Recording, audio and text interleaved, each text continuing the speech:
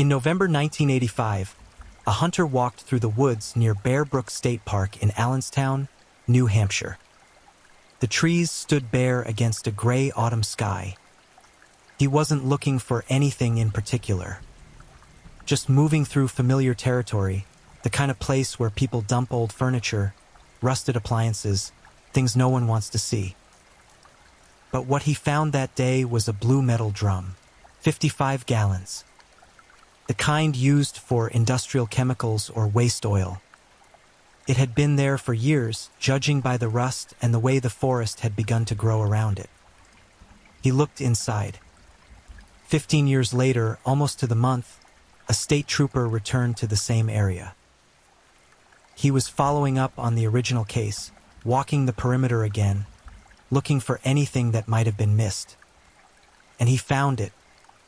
Another barrel. Same size. Same color.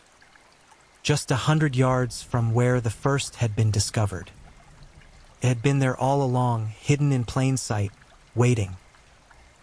Inside those two barrels were the remains of 4 human beings. A woman. 3 young girls. All murdered decades earlier. None of them identified. No one had reported them missing. No one seemed to know who they were. For more than 30 years, they would remain nameless, their story untold, their killer unknown. This is the account of how their identities were finally restored, of the man who took them from the world, and of the people who refused to let them be forgotten. Welcome to True Crime Headquarters.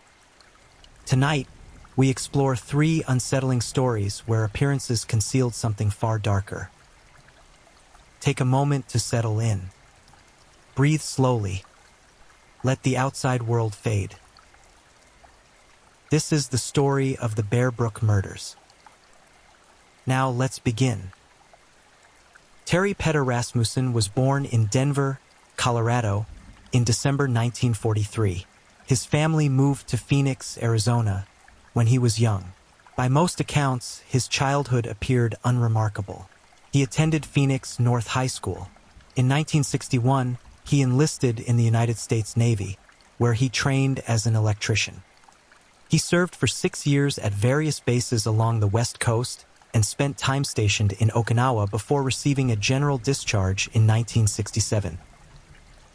After leaving the military, Rasmusen moved to Hawaii. He married there and later relocated to Phoenix, where he and his wife had 4 children together. Twin daughters first, then a son, then another daughter. He worked as an electrician, steady employment with a company run by a man named Otto. For a time, the family moved to Redwood City, California, where Rasmusen continued his electrical work in Palo Alto, then back to Phoenix.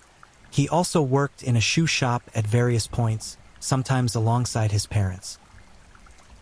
But something shifted in the mid-1970s. In 1974, Rasmusen was arrested in Phoenix for aggravated assault. Shortly after, his wife and children left him. The details of what happened between them have never been fully disclosed, but his family would later say they believed he was either dead or missing. They spent decades searching for him.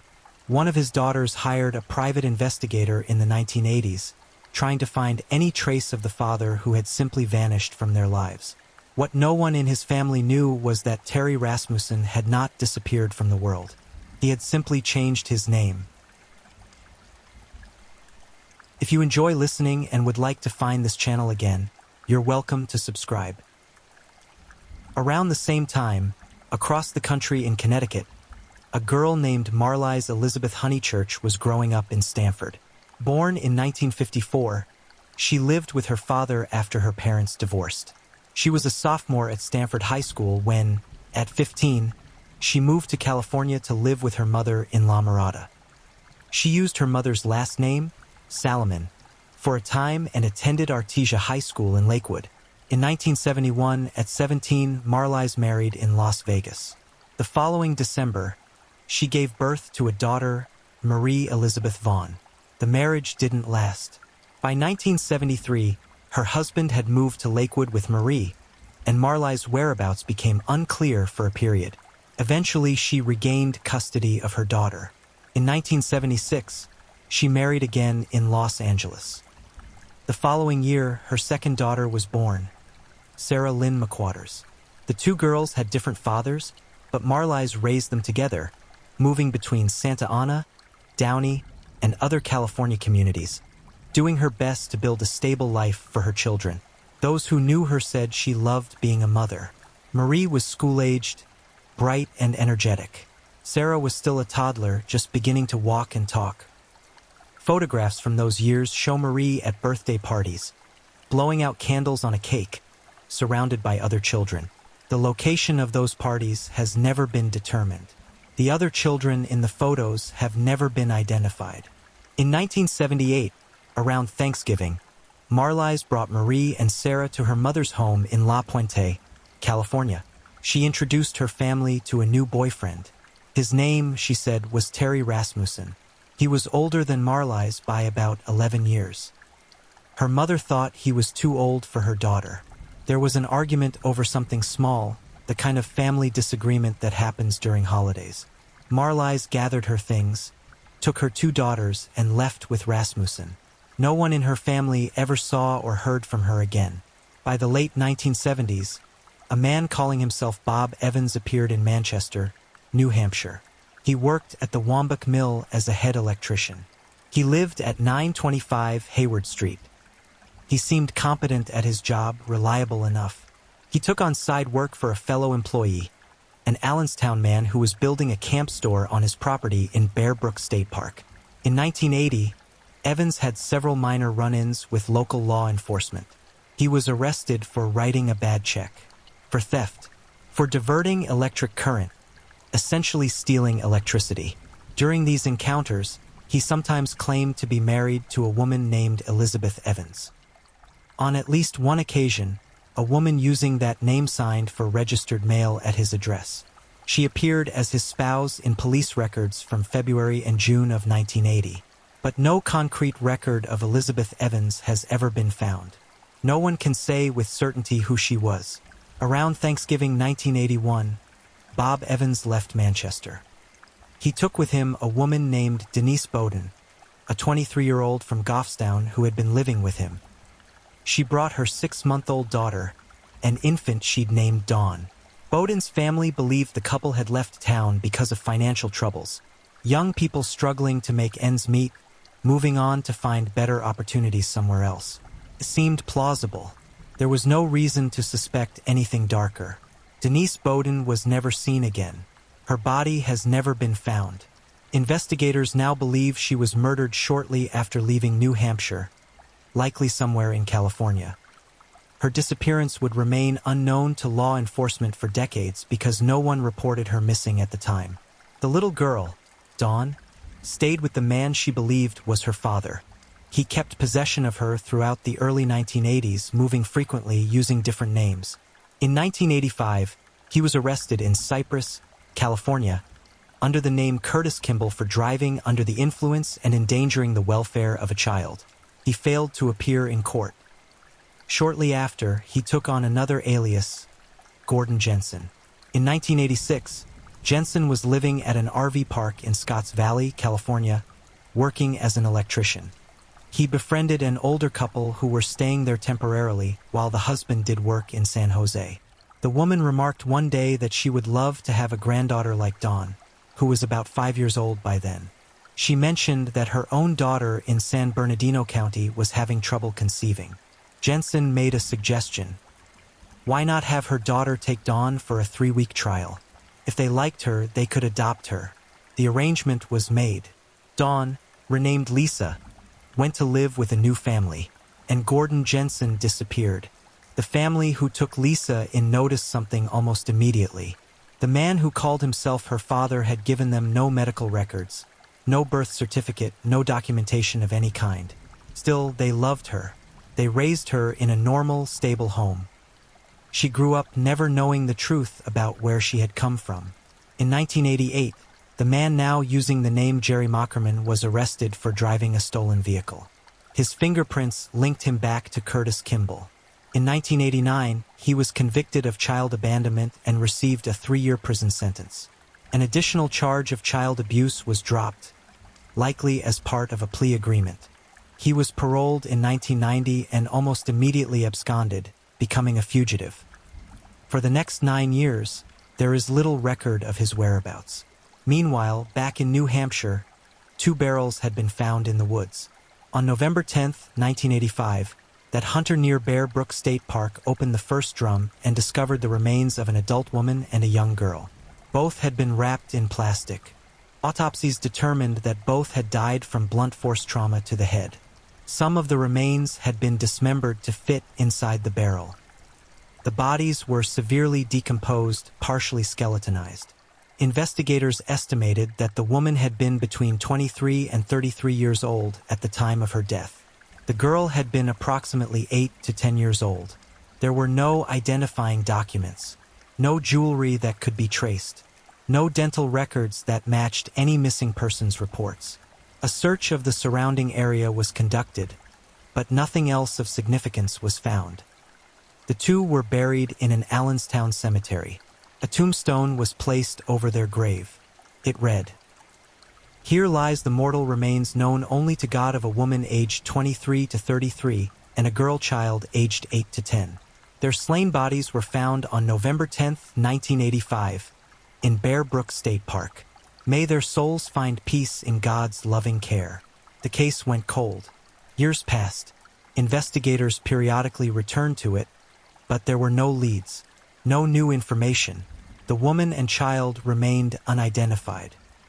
Then, in May 2000, a New Hampshire state trooper was conducting a routine follow-up search of the area. He found the second barrel. It was located about 100 yards from where the first had been discovered, close enough that it should have been found in 1985. But somehow it had been overlooked, hidden among the trees and undergrowth for 15 years.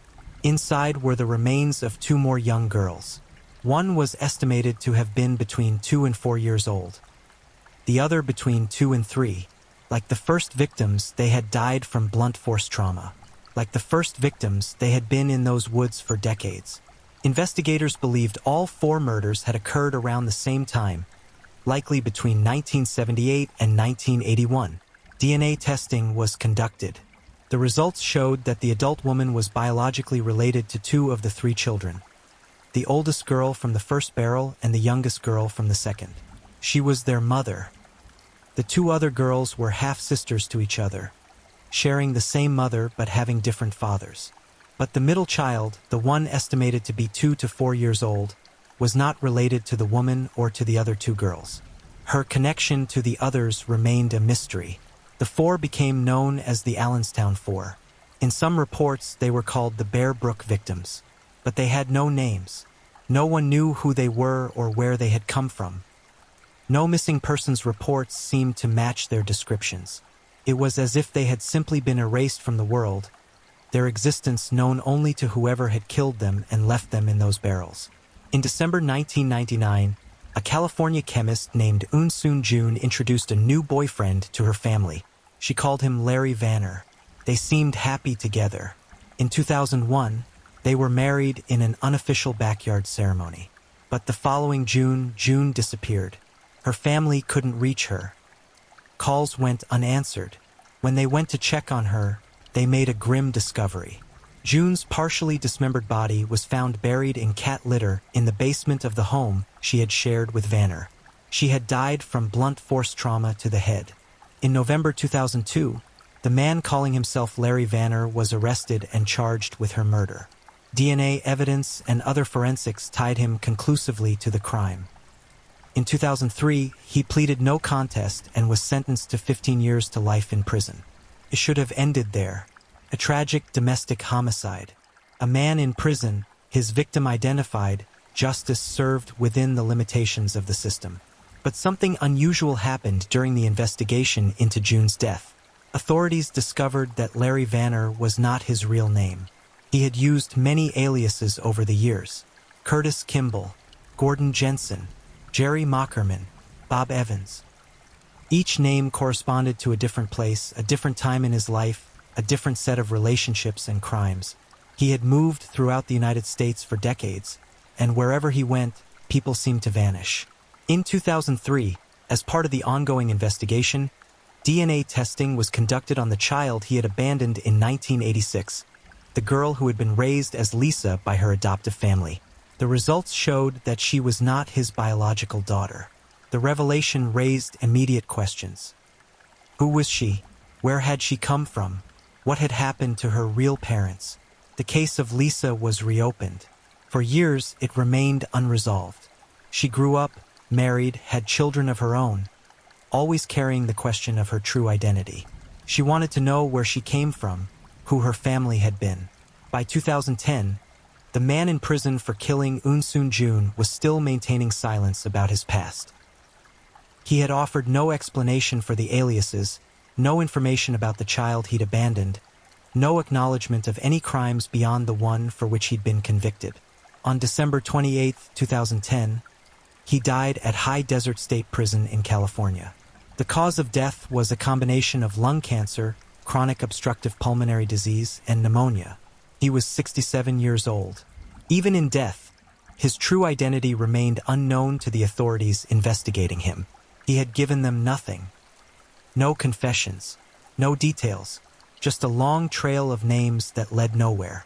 But technology was advancing. Genealogy databases were growing. Genetic genealogy, once a tool used primarily by people tracing their ancestry for personal interest, was beginning to be employed in criminal investigations. In 2013, San Bernardino County Detective Peter Headley was assigned to Lisa's case.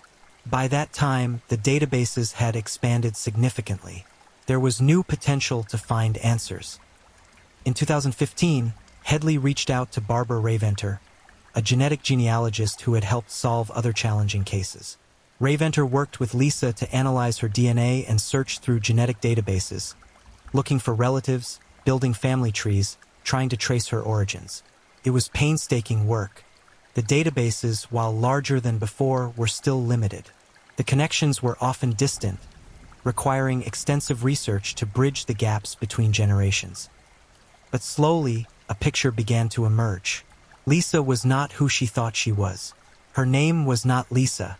Her name was Dawn Bowden. Her mother had been Denise Bowden, the young woman who had disappeared from Manchester, New Hampshire, in 1981 with her infant daughter and a man named Bob Evans.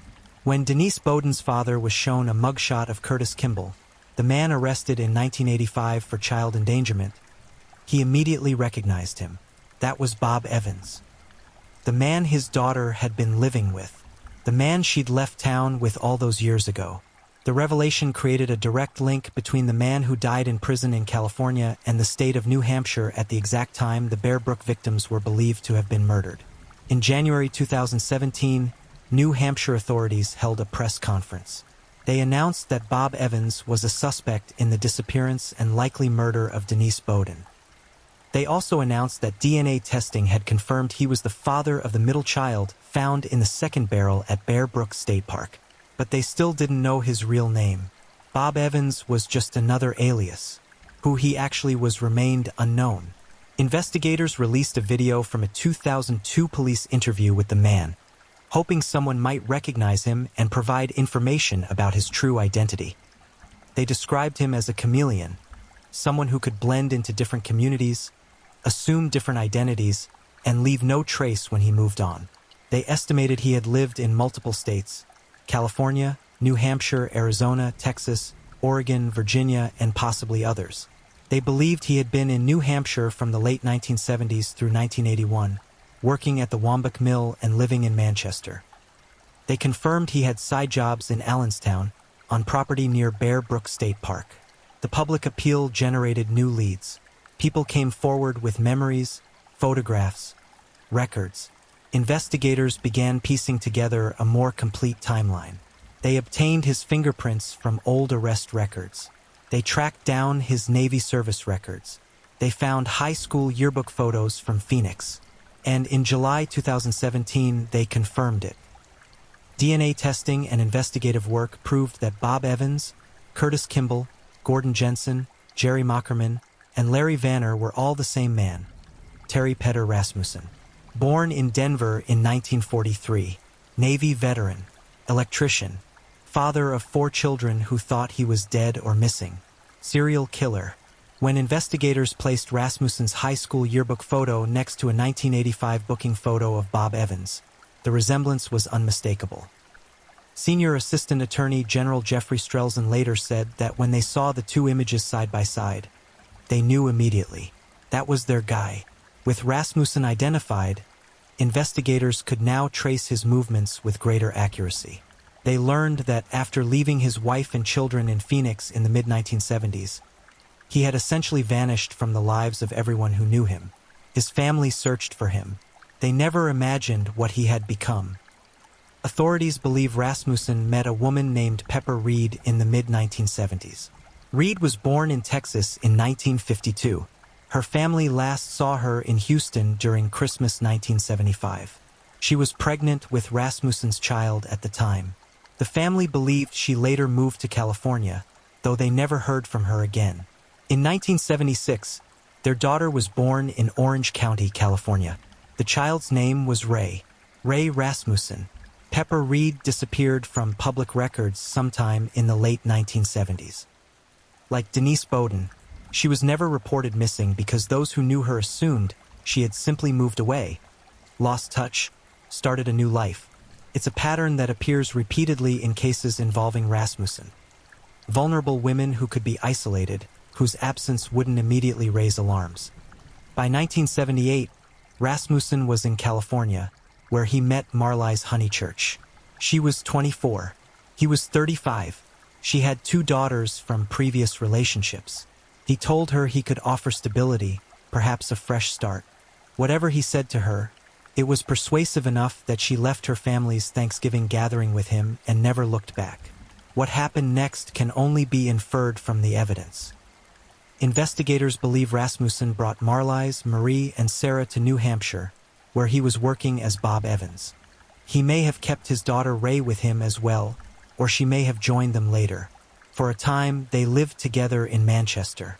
A woman identified as Elizabeth Evans appeared in legal documents in early 1980, signing for mail, listed as Evans's spouse.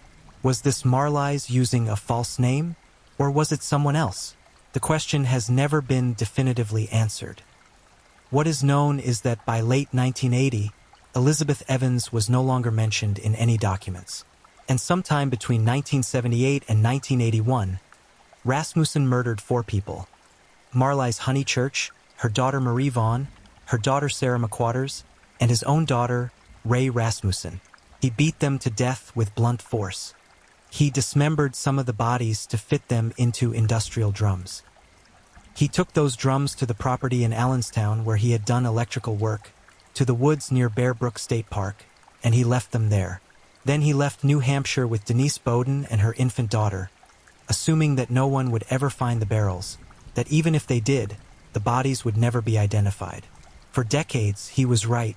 The Bearbrook case became a subject of public fascination as more details emerged. In 2018, New Hampshire Public Radio launched a podcast called Bearbrook, a 7-episode series that explored the murders, the investigation, and the larger questions about identity and justice. The podcast was reported by Jason Moon and would eventually be downloaded more than 11 million times. It brought national attention to the case, and more importantly, it reached people who might never have heard of the Allenstown victims otherwise. One of those people was Rebecca Heath. Heath was a librarian in Connecticut with an unusual hobby. She spent her free time searching online ancestry message boards, looking at cold cases, trying to help connect missing persons reports with unidentified remains. It was volunteer work, unpaid, driven purely by a sense that someone needed to be looking for these people, that their families deserved answers. In late 2017, before the Bearbrook podcast aired, Heath had come across a post on an ancestry message board from the year 2000. Someone was looking for a woman named Marlies McQuarters and her daughter Sarah. The post mentioned they had disappeared around 1978. Heath saw the estimated ages and the time frame and thought about the Bearbrook victims.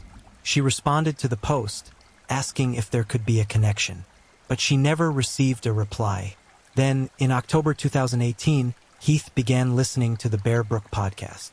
As she heard the details of the case, she remembered that message board post. The names came back to her. Marlies, Sarah. She went back and found the original post.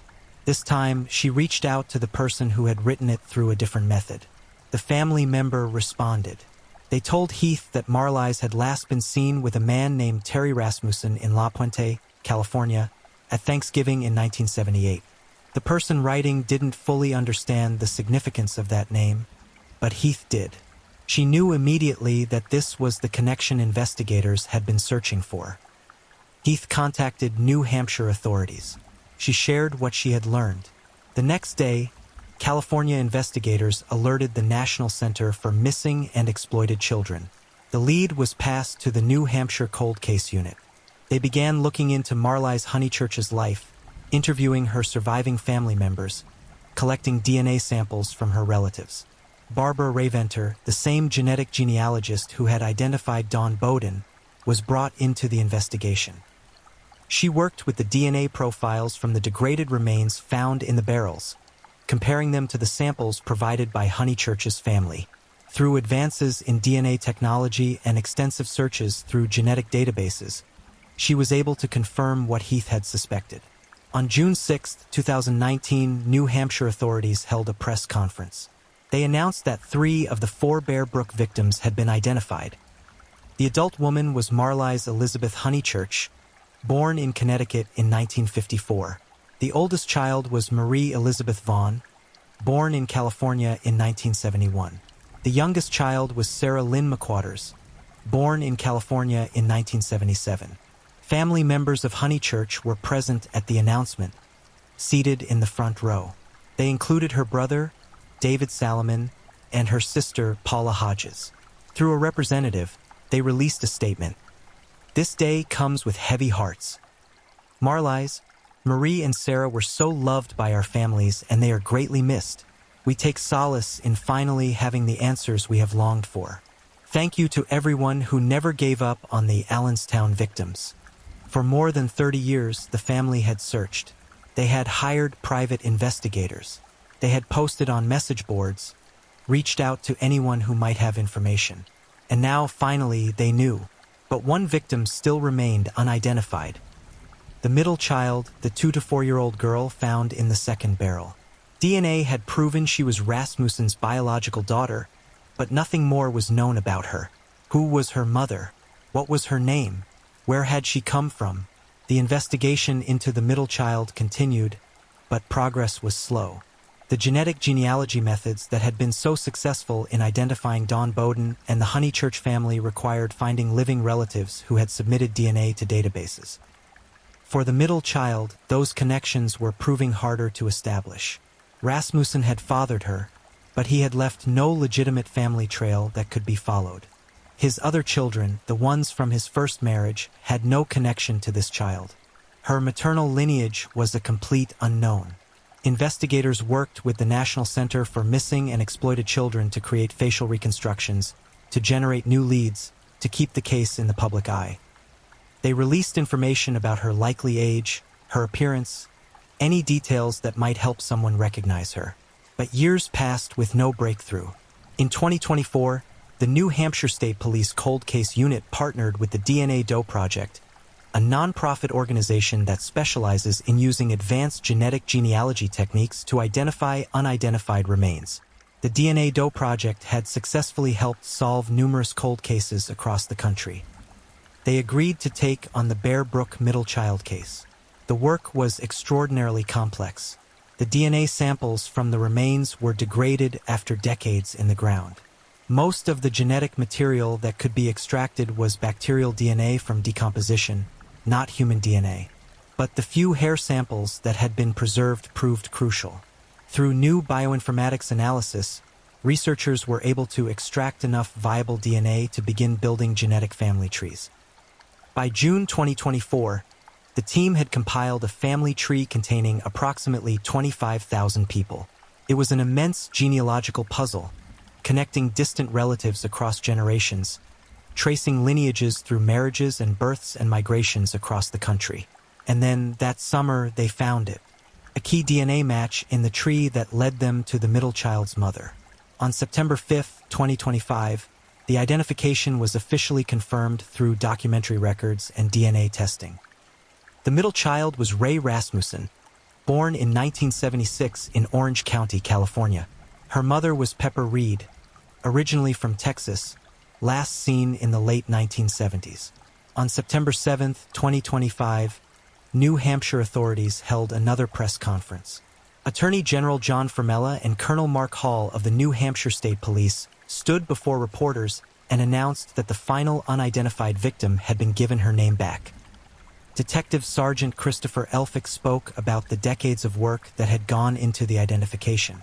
"We never forgot Ray," he said. "We never stopped looking. This case has passed through the hands of many investigators, all of whom felt the weight of speaking for those who no longer could. Naming her brings a sense of justice, but also reminds us of the unanswered questions that remain." A statement from Pepper Reed's family was read by a victim witness specialist. "First and foremost, we want to express that Pepper is loved and missed every single day. Though we did not have an opportunity to meet Ray, she is cherished just as much in our hearts. Our family kindly asks for privacy as we grieve. Your relentless determination has brought our family together, and we cannot thank you all enough for keeping Ree close in your hearts when our family could not. God bless you all." With Ree's identification, all 4 Bearbrook victims finally had their names restored. Marlies Elizabeth Honeychurch, Marie Elizabeth Vaughn, Sarah Lynn McWaters, Ray Rasmussen. For lives ended decades ago, their identities erased for over 40 years. But the work of investigators, genetic genealogists, citizen researchers, and advancing technology had brought them back from anonymity. Yet even with all 4 victims identified, the case is not closed. The investigation into the disappearance of Pepper Reed remains active. Authorities believe she is also a victim of Terry Rasmusen, though her body has never been found. Similarly, Denise Bowden, who disappeared with Rasmussen in 1981, has never been located. Investigators believe her remains are likely somewhere in New Hampshire or California, but no trace of her has been discovered. And there is the broader question of how many other victims there might be. Rasmussen lived in multiple states over several decades, used numerous aliases, and targeted vulnerable women who wouldn't immediately be reported missing. The gaps in his known timeline are extensive. There are years where his whereabouts cannot be accounted for, periods where he simply disappears from public records. Authorities continue to receive tips to investigate potential connections to other unsolved cases. The full scope of his crimes may never be known. Terry Rasmussen died in prison in 2010, never having been charged with the Bearbrook murders. He died without revealing the names of his victims, without acknowledging what he had done, without providing any information that might have helped investigators solve the case years earlier. In that sense, he maintained control until the end, withholding the truth as one final act of cruelty. But he did not succeed in erasing his victims from history. The identification of the Bearbrook victims represents a significant milestone in forensic science and criminal investigation. The case was one of the first major demonstrations of how genetic genealogy could be used not just to identify suspects, but to restore names to unidentified victims. The techniques developed and refined through this investigation have since been applied to hundreds of other cold cases across the United States. Barbara Ray-Venter, the genetic genealogist who worked on both Dawn Bowden's identification and the Bearbrook victims, described the process in interviews as revolutionary. Traditional methods of identification relied on matching DNA directly to a database of known persons or to family members who had reported someone missing. But when no one knew the victim was missing, when there was no report to match against, those traditional methods failed. Genetic genealogy allowed investigators to build outward from the DNA itself, to construct family trees and trace lineages until they found living relatives who might never have known their connection to the victim. The work required thousands of hours. Researchers had to extract DNA from severely degraded remains, separate bacterial contamination from human genetic material, and then painstakingly build genealogical trees that sometimes contained tens of thousands of individuals. Each connection had to be verified through documentary evidence. Birth certificates, marriage licenses, census records, obituaries. It was detective work of a different kind, combining cutting-edge technology with old-fashioned genealogical research. The National Center for Missing and Exploited Children played a crucial role throughout the investigation, providing forensic resources, creating facial reconstructions, coordinating between different law enforcement agencies, and keeping the case visible to the public. They continue to work on more than 600 other cases of unidentified deceased children nationwide, applying the lessons learned from Bearbrook to bring names back to the nameless. The human element of the case cannot be understated. Rebecca Heath, the librarian who provided the crucial tip that identified the Honeychurch family, did so as an unpaid volunteer, someone who simply felt that these victims deserved to have people searching for them. Her persistence, her memory of an obscure message board post, her recognition of the connection when she heard the podcast, all contributed to breaking the case open. In many cold cases, it is this kind of citizen involvement, people who care enough to pay attention and to make connections, that makes the difference. The families of the victims have had to grapple with answers that brought both closure and renewed grief. David Salomon, Marley's Honeychurch's brother, spoke at her funeral after her identification. "We have looked and searched for over 30 years for them, with no luck," he said. "We have never stopped looking. Although this moment is bittersweet, they had their names back on this day. They can rest in peace." The families had hoped for decades that their missing loved ones might somehow still be alive, that there might be a reunion, an explanation. Instead, they learned that their relatives had been murdered shortly after disappearing, that the years of searching had been for people who were already gone. For Rasmussen's own family, the revelation of who he was and what he had done brought a different kind of trauma. His daughter, one of the twins from his first marriage, had spent decades looking for her father. She had always assumed he was either dead or missing, that something had happened to him that prevented him from coming home.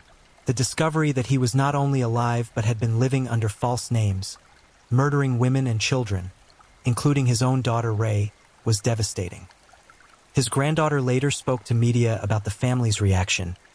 "My mother had a father she never knew who we always assumed was either dead or missing. She had a little sister she never got to meet who was killed by her father."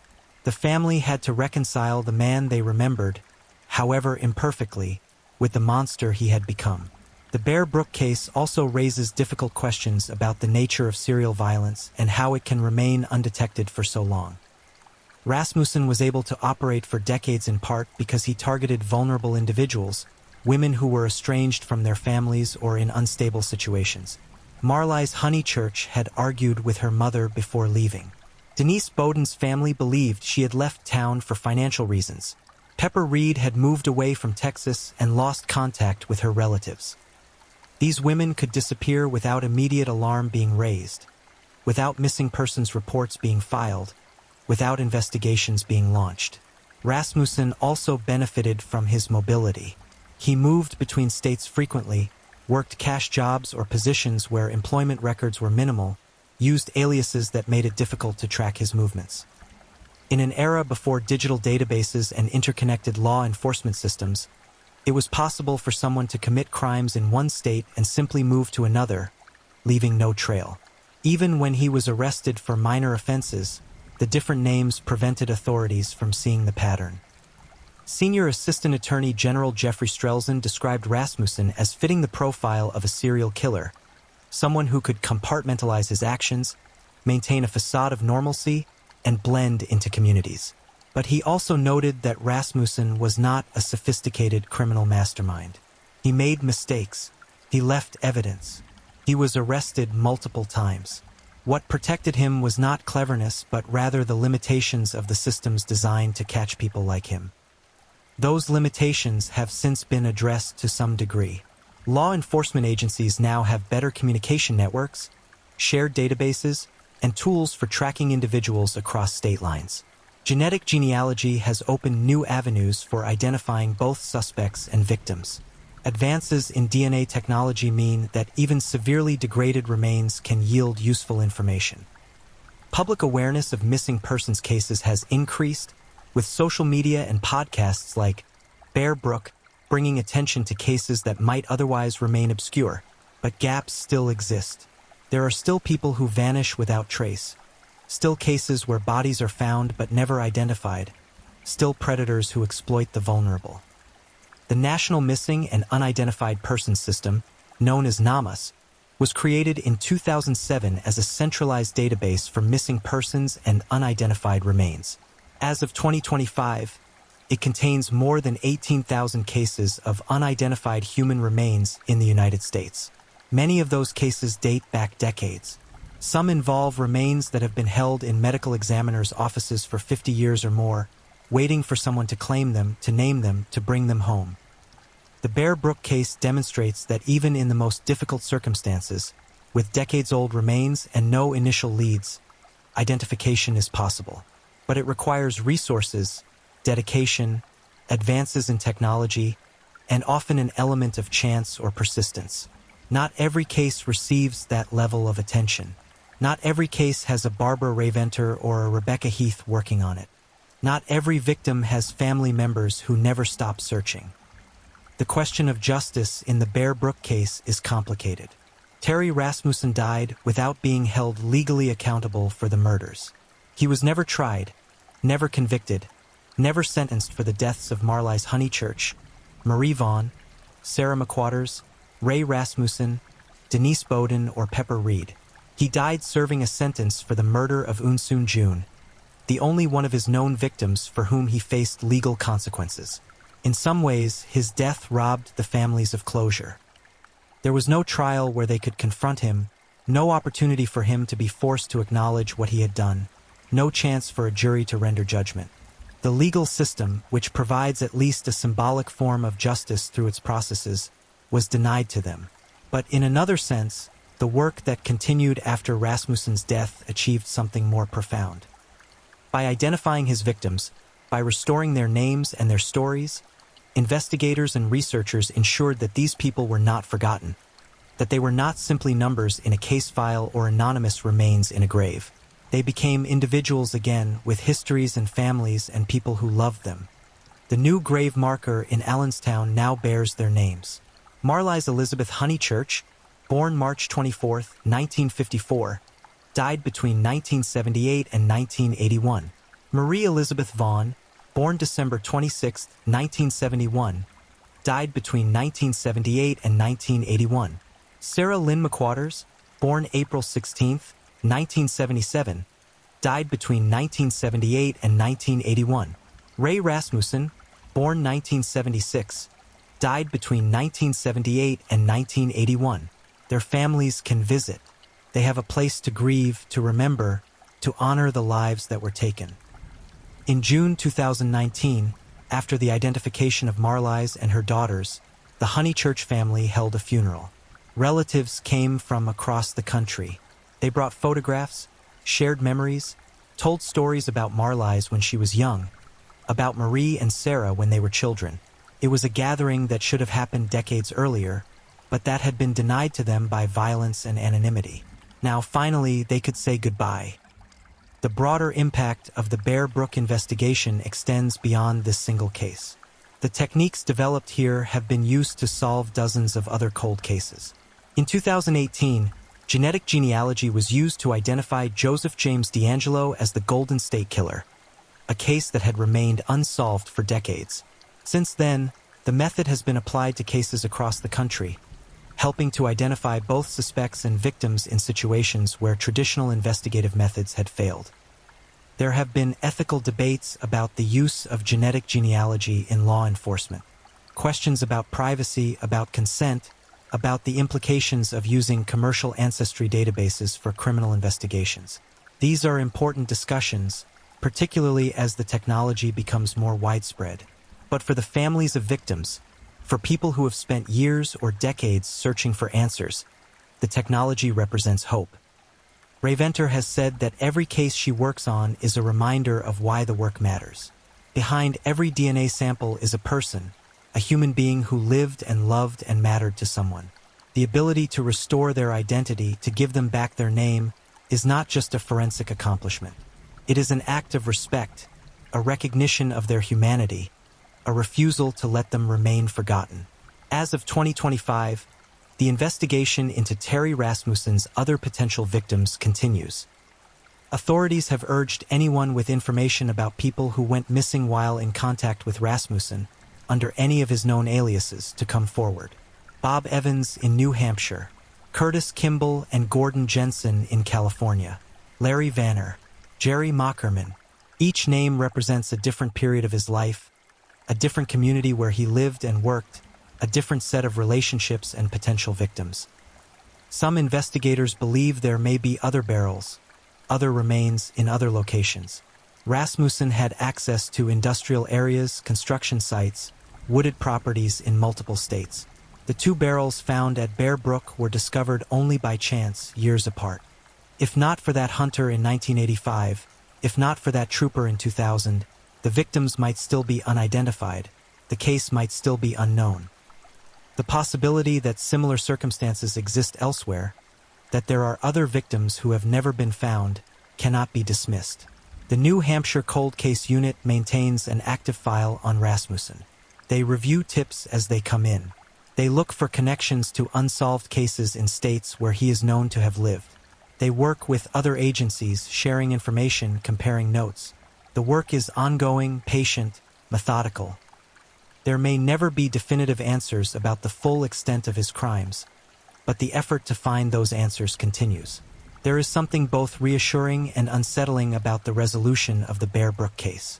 Reassuring because it demonstrates that even decades later, even with limited evidence and no initial leads, the truth can still be uncovered. Technology advances, methods improve. People who care about justice continue working long after the perpetrator is dead and the case has faded from public memory. But unsettling because it reveals how fragile memory can be, how easily people can be erased from the world.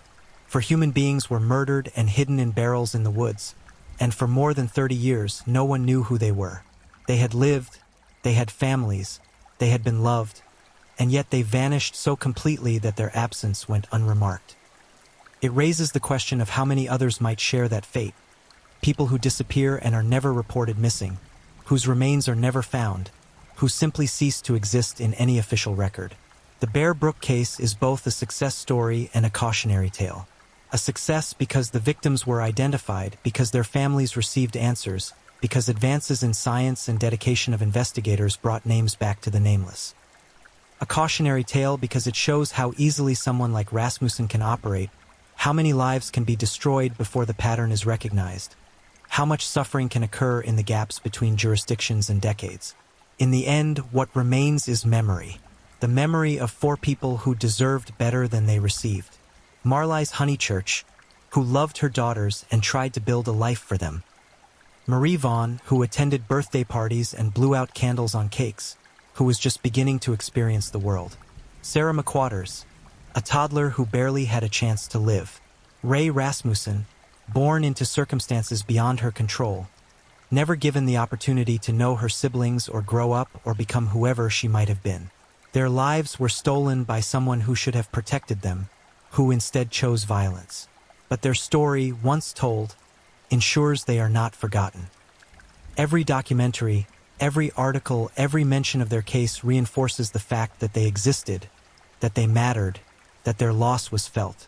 The people who worked to identify them, the family members who never stopped searching, the citizen researchers and scientists and detectives and genealogists, all contributed to an outcome that seemed impossible for most of those 4 decades.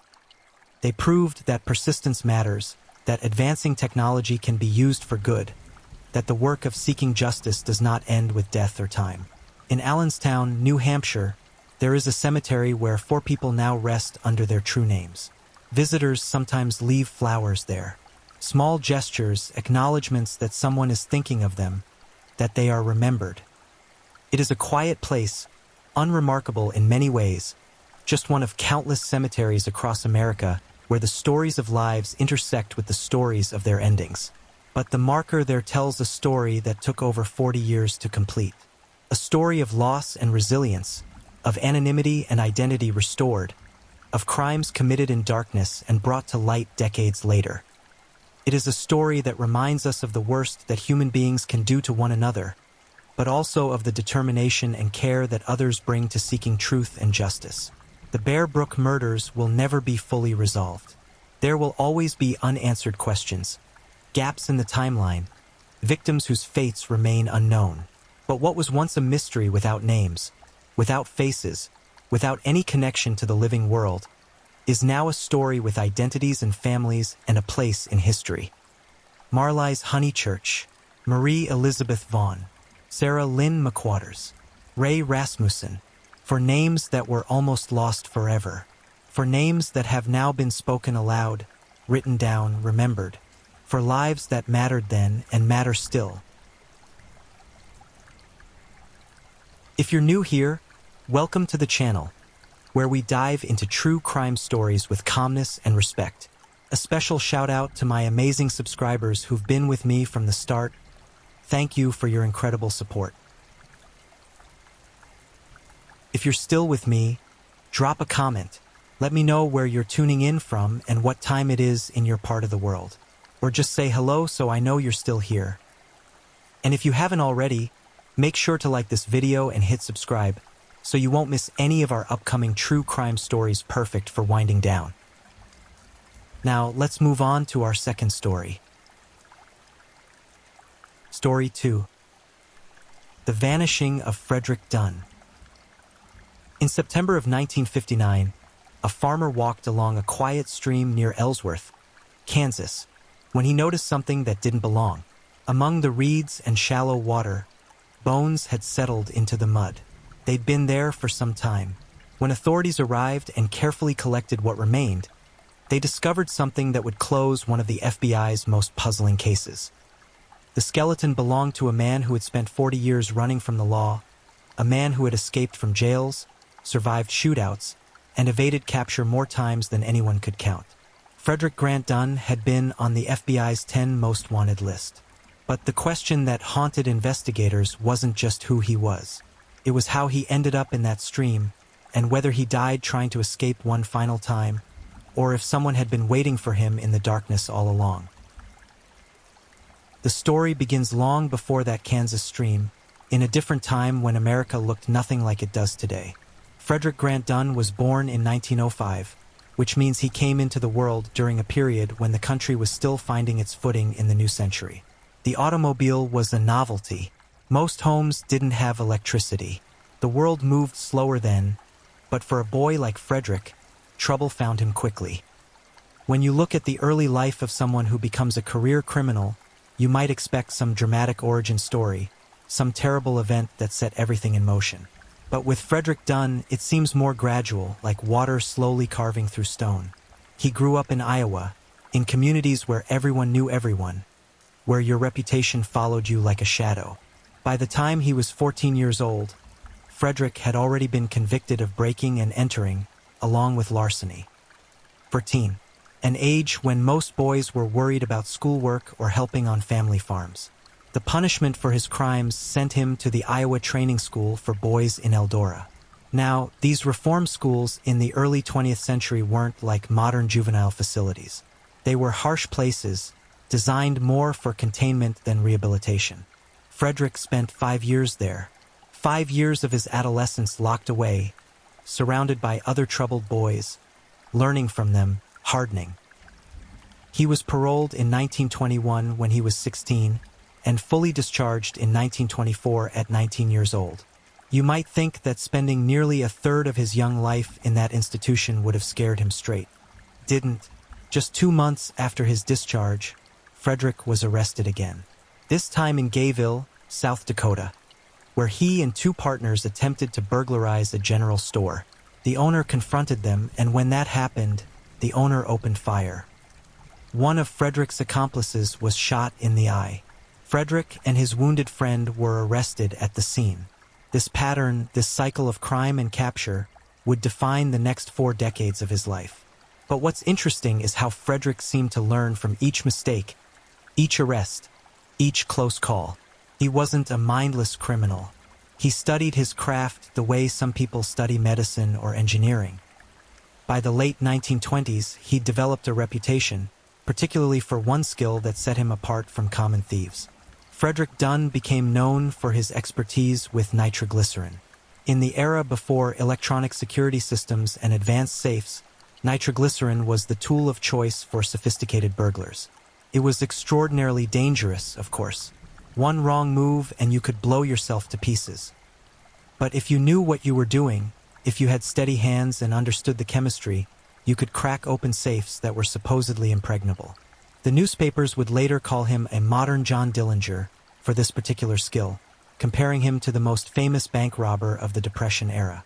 In August of 1929, Frederick was released from another stint behind bars. Within weeks, he was linked to a bank robbery in Salix, Iowa. 3 weeks after that, he and a masked accomplice robbed a store on the outskirts of Sioux City. The method was direct and frightening. Frederick walked in, fired a shot into the ceiling to establish control, and walked out with $67. Not a fortune, even by 1929 standards, but enough to keep moving, enough to survive. Early in 1930, he escalated. Frederick and another man robbed a suburban bank near Sioux City. This was more ambitious, more dangerous. Banks were beginning to improve their security measures. Law enforcement was becoming more coordinated. But Frederick seemed to thrive on the risk, on the adrenaline of planning and executing these crimes.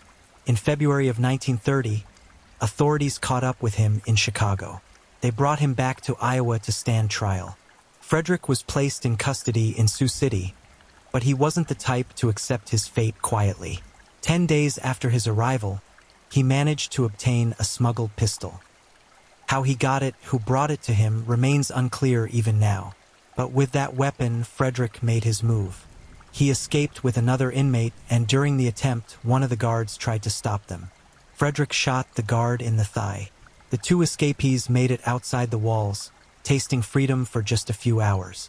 Frederick must have known his time was limited, that every police officer in the area would be searching for him. He was confronted by law enforcement that same day, surprised by sheriff's deputies in an alley. There was a brief shootout, but Frederick surrendered. The consequences this time were severe. The justice system was tired of Frederick Dunn. He received a 40-year prison sentence for bank robbery and an additional 30 years for assault with intent to kill because of the shooting during his escape attempt. 70 years total. Frederick was 25 years old, and he was looking at spending the rest of his life behind bars. He was sent to the Iowa State Prison in Fort Madison in March of 1930. Fort Madison was a fortress, a grim stone structure that sat along the Mississippi River. The winters there were brutal, and the summers stifling. Frederick settled into prison life, but even there, he couldn't stop himself. Before his formal sentencing was complete, guards found hacksaw blades hidden in his cell. When confronted, Frederick admitted he'd been planning another jailbreak. This wasn't a man who accepted confinement easily. Something in him always believed he could outsmart the system, that there was always one more escape route, one more chance. Despite these additional infractions, or perhaps because the system recognized he would serve his time either way, Frederick was eventually paroled in June of 1940. He'd served 10 years. A decade in Fort Madison, but he was only 35 years old. He had time to start over, to build a different kind of life. Of course, that's not what happened. Within 2 years, by 1942, Frederick was back to his old patterns. He'd formed a small gang, recruiting partners who could help with more sophisticated operations. By this point, he was being described in the press as a modern-day John Dillinger, someone who brought a professional approach to bank robbery. He used nitroglycerin expertly, planned meticulously, and moved quickly. On July 2nd, 1942, Frederick and 2 associates robbed a bank in Portis, Kansas. They made off with $2,861. Their method was to lock everyone in the vault, giving themselves time to escape. But one of the bank owners, a man named Carl Thomas, managed to get free. He grabbed a rifle and fired at the fleeing robbers, wounding one of them as they tried to get away. The getaway itself nearly ended in disaster. As they drove out of town, the driver suddenly swerved, perhaps startled by the gunfire or simply losing control. The car rolled over several times. For a moment, it must have seemed like the end.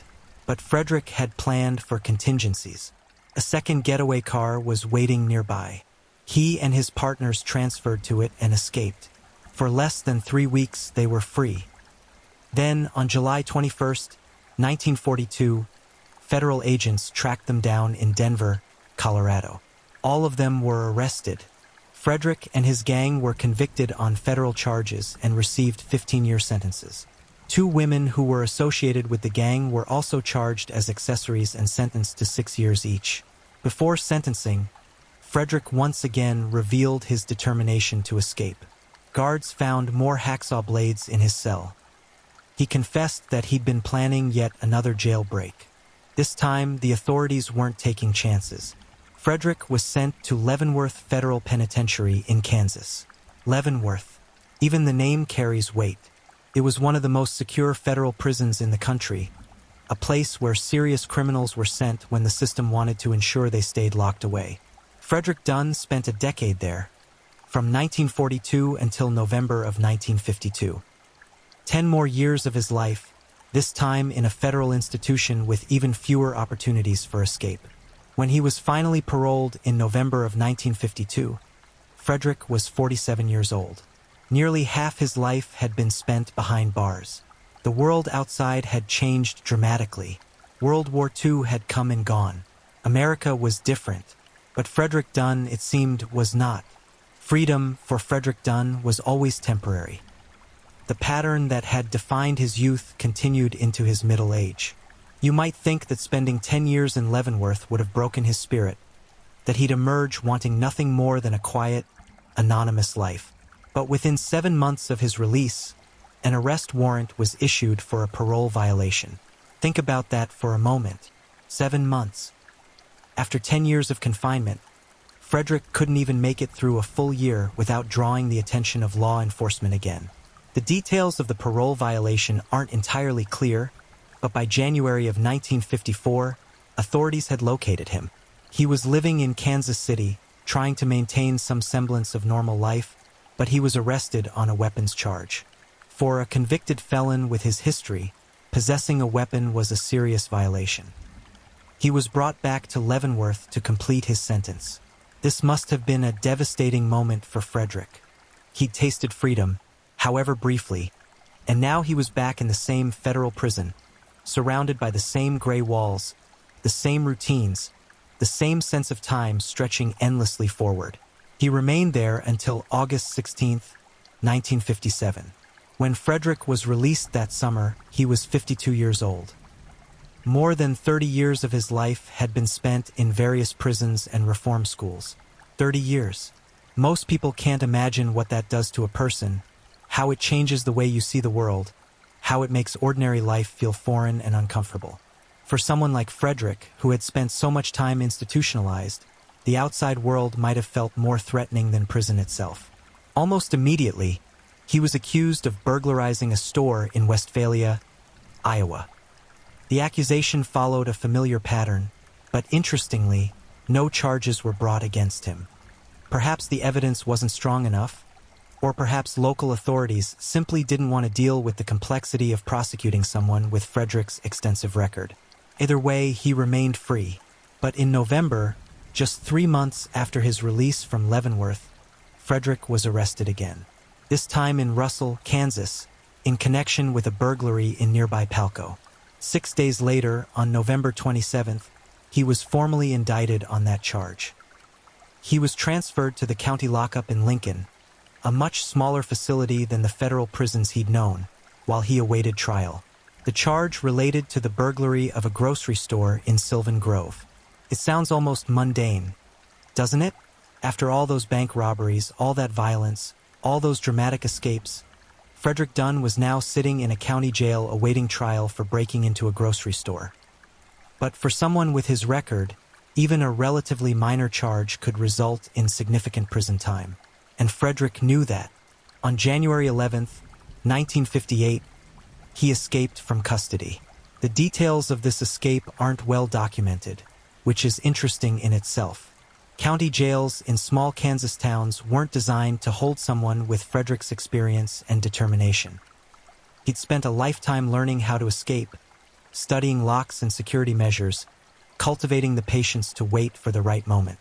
Whatever method he used, it worked. Frederick Dunn walked out of that county lockup and vanished. 5 days later, on January 16th, the FBI issued an arrest warrant charging him with unlawful flight to escape prosecution. This federalized the case, bringing in resources and authority that local law enforcement simply didn't have. But more significantly, it put Frederick back on the federal radar in a major way. The FBI began investigating his escape, interviewing anyone who might have had contact with him, checking known associates, following up on rumors and tips. For months, the trail went nowhere. Frederick seemed to have learned from his previous captures. He wasn't making the obvious mistakes, wasn't contacting old partners, wasn't trying to pull off any high-profile crimes that might draw attention. Then, on July 29, 1958, the FBI made a significant decision. Frederick Grant Dunn was officially added to the FBI's 10 most wanted fugitives list. He became fugitive number 108. Being placed on that list meant something. It meant the FBI considered you one of the most dangerous or elusive criminals in the country.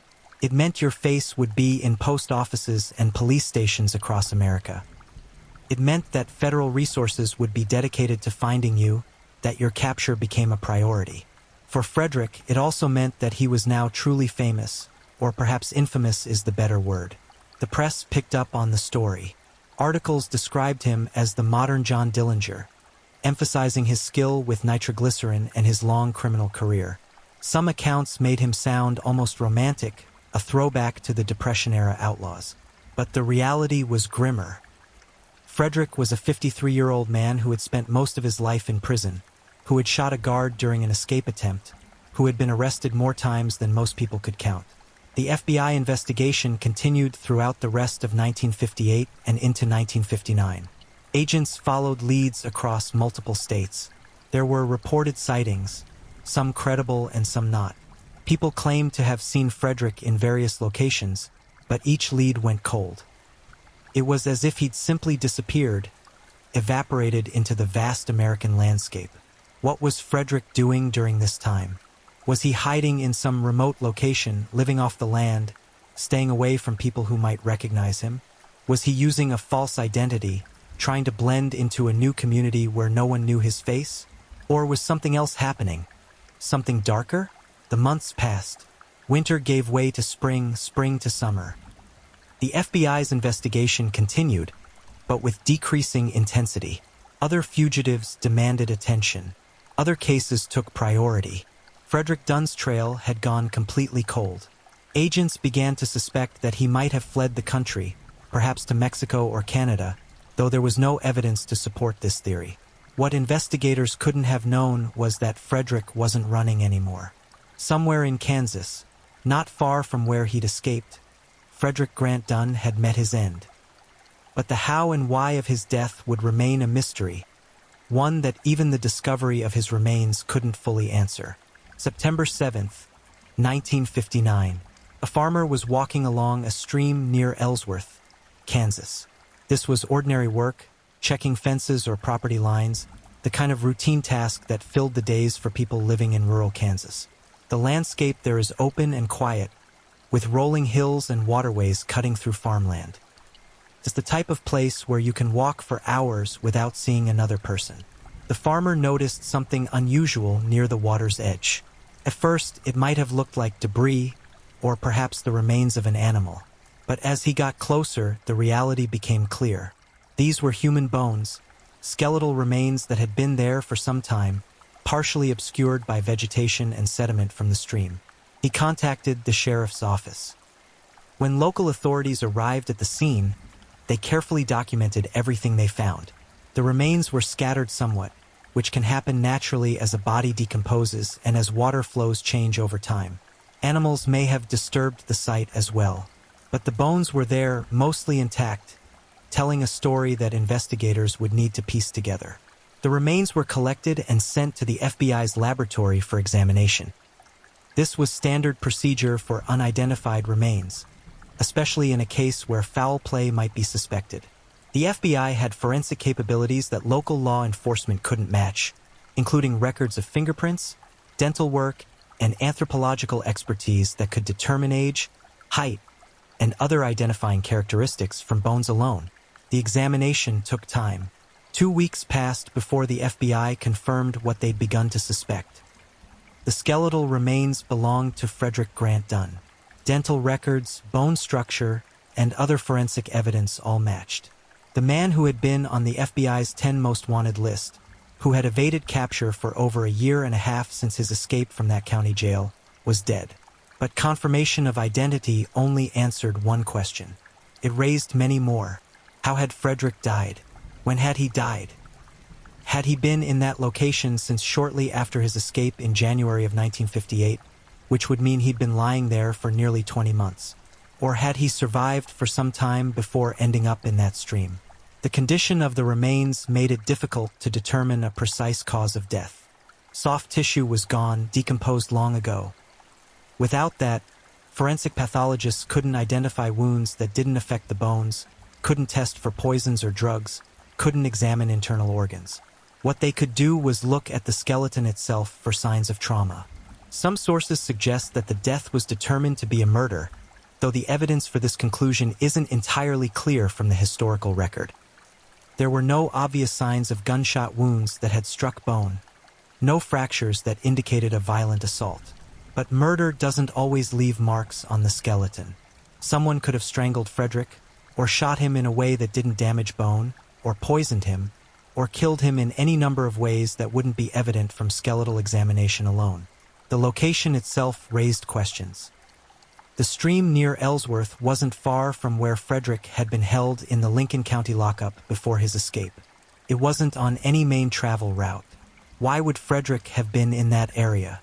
If he was trying to flee the state, as investigators initially assumed, he would have been moving away from his last known location, not lingering near it. One possibility is that Frederick was meeting someone there. Perhaps he had an accomplice who was supposed to help him escape, provide transportation or money. But what if that accomplice had other plans? What if there was a falling out, a disagreement over money or plans or some old grudge? It wouldn't be the first time a criminal was betrayed by someone they thought they could trust. Another possibility is that Frederick was simply unlucky. Perhaps he was camping near the stream, trying to stay hidden, and he died of natural causes. A heart attack, a stroke, some medical emergency. He was 52 years old and had lived a hard life. Decades in prison, poor diet, stress, violence. His body might have simply given out. But if that were the case, why hadn't his body been discovered sooner? The location wasn't so remote that a decomposing body wouldn't have been noticed, especially during the warmer months. There's also the question of whether Frederick took his own life. After a lifetime of running, of being caught and escaping and being caught again, perhaps he'd reached a point where he couldn't continue. Perhaps the prospect of being captured again, of spending whatever remained of his life behind bars, was too much to bear. But again, there's no evidence to support this theory. No weapon was found with the remains, no note, nothing to suggest suicide. The FBI closed its investigation of Frederick Grant Dunn with his death confirmed. He was removed from the 10 most wanted list. But the circumstances of his death remained officially unresolved. The case file would note that his remains were found, that he was deceased, but it couldn't definitively answer how or why he ended up in that Kansas stream. For the people who had pursued Frederick over the years, the various police officers and FBI agents and prison guards, his death must have been anticlimactic. There was no dramatic capture, no final confrontation, no courtroom where justice could be seen to be served. He simply vanished and was eventually found dead. In a way, it was fitting. His entire life had been about avoiding capture, about disappearing, about being one step ahead. And in the end, he disappeared permanently. The farmer who found the remains likely had no idea who Frederick Grant Dunn was when he stumbled across those bones. To him, it was probably just a disturbing discovery, something that would require dealing with authorities and then, hopefully, moving on. But for those who knew Frederick's history, who had spent years trying to apprehend him, the discovery must have generated mixed feelings. Relief that he could no longer commit crimes, perhaps, but also frustration that they would never know the full story of his final days.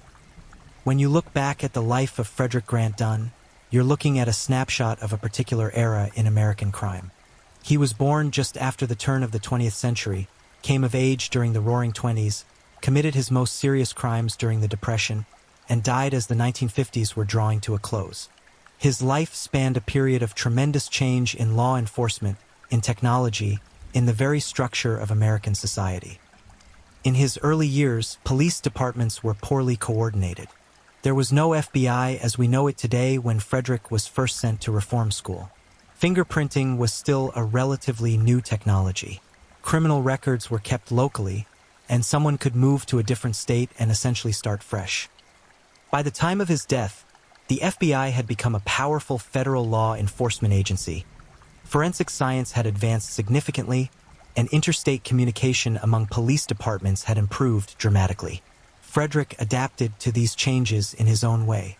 He learned from each arrest, each imprisonment, each escape attempt. He became more cautious, more skilled, more aware of how law enforcement operated. But ultimately, he couldn't escape the fundamental reality that society was becoming less tolerant of career criminals, that the systems designed to track and capture people like him were becoming more sophisticated. His designation as one of the FBI's 10 most wanted fugitives represented this shift.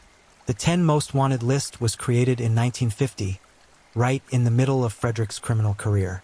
It was a public relations tool, yes, but it was also a powerful investigative resource. By publicizing the faces and details of fugitives, the FBI could leverage the entire American public as potential informants.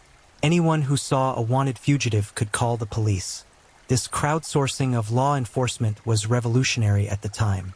Frederick made the list in July of 1958 and died, according to forensic evidence, sometime between his escape in January of that year and the discovery of his remains in September of 1959.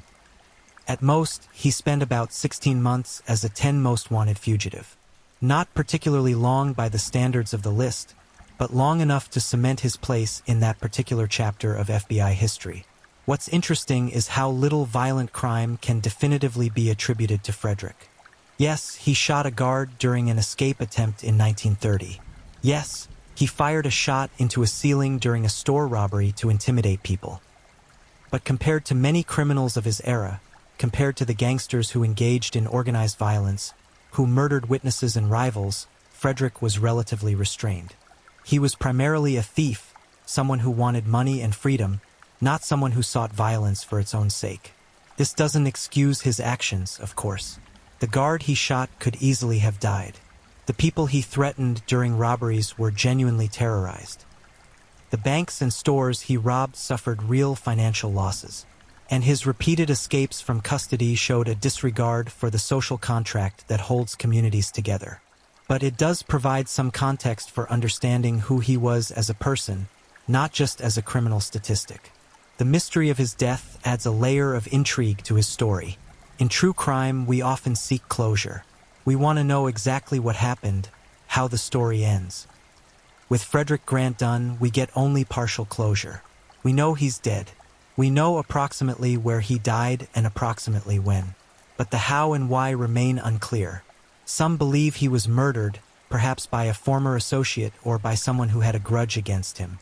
The criminal underworld of the mid-20th century could be unforgiving, and someone with Frederick's history would have made enemies over the years. A rival criminal, a victim seeking revenge, a partner who felt betrayed.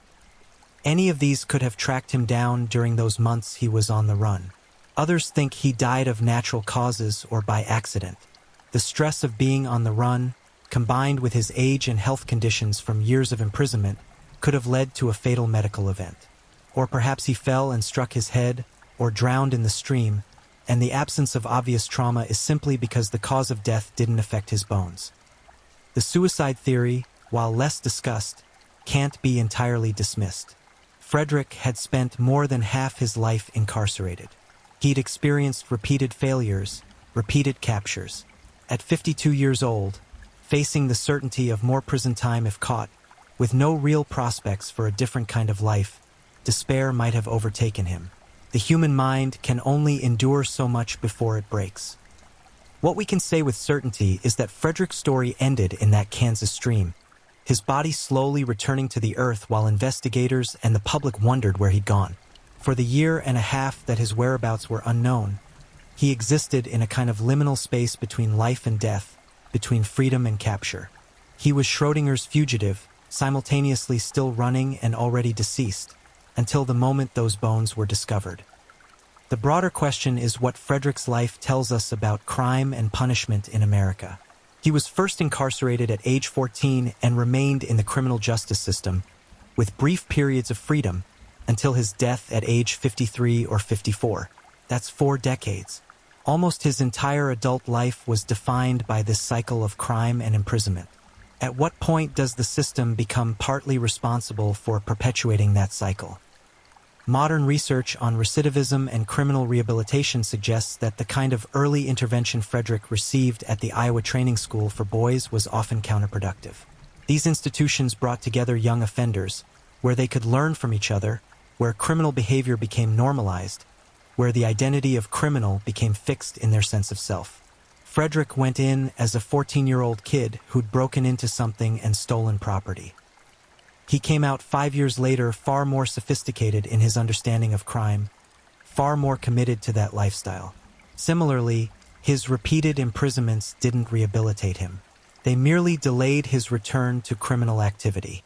Each time he was released, he went back to what he knew, what he was good at, what gave him a sense of purpose and achievement.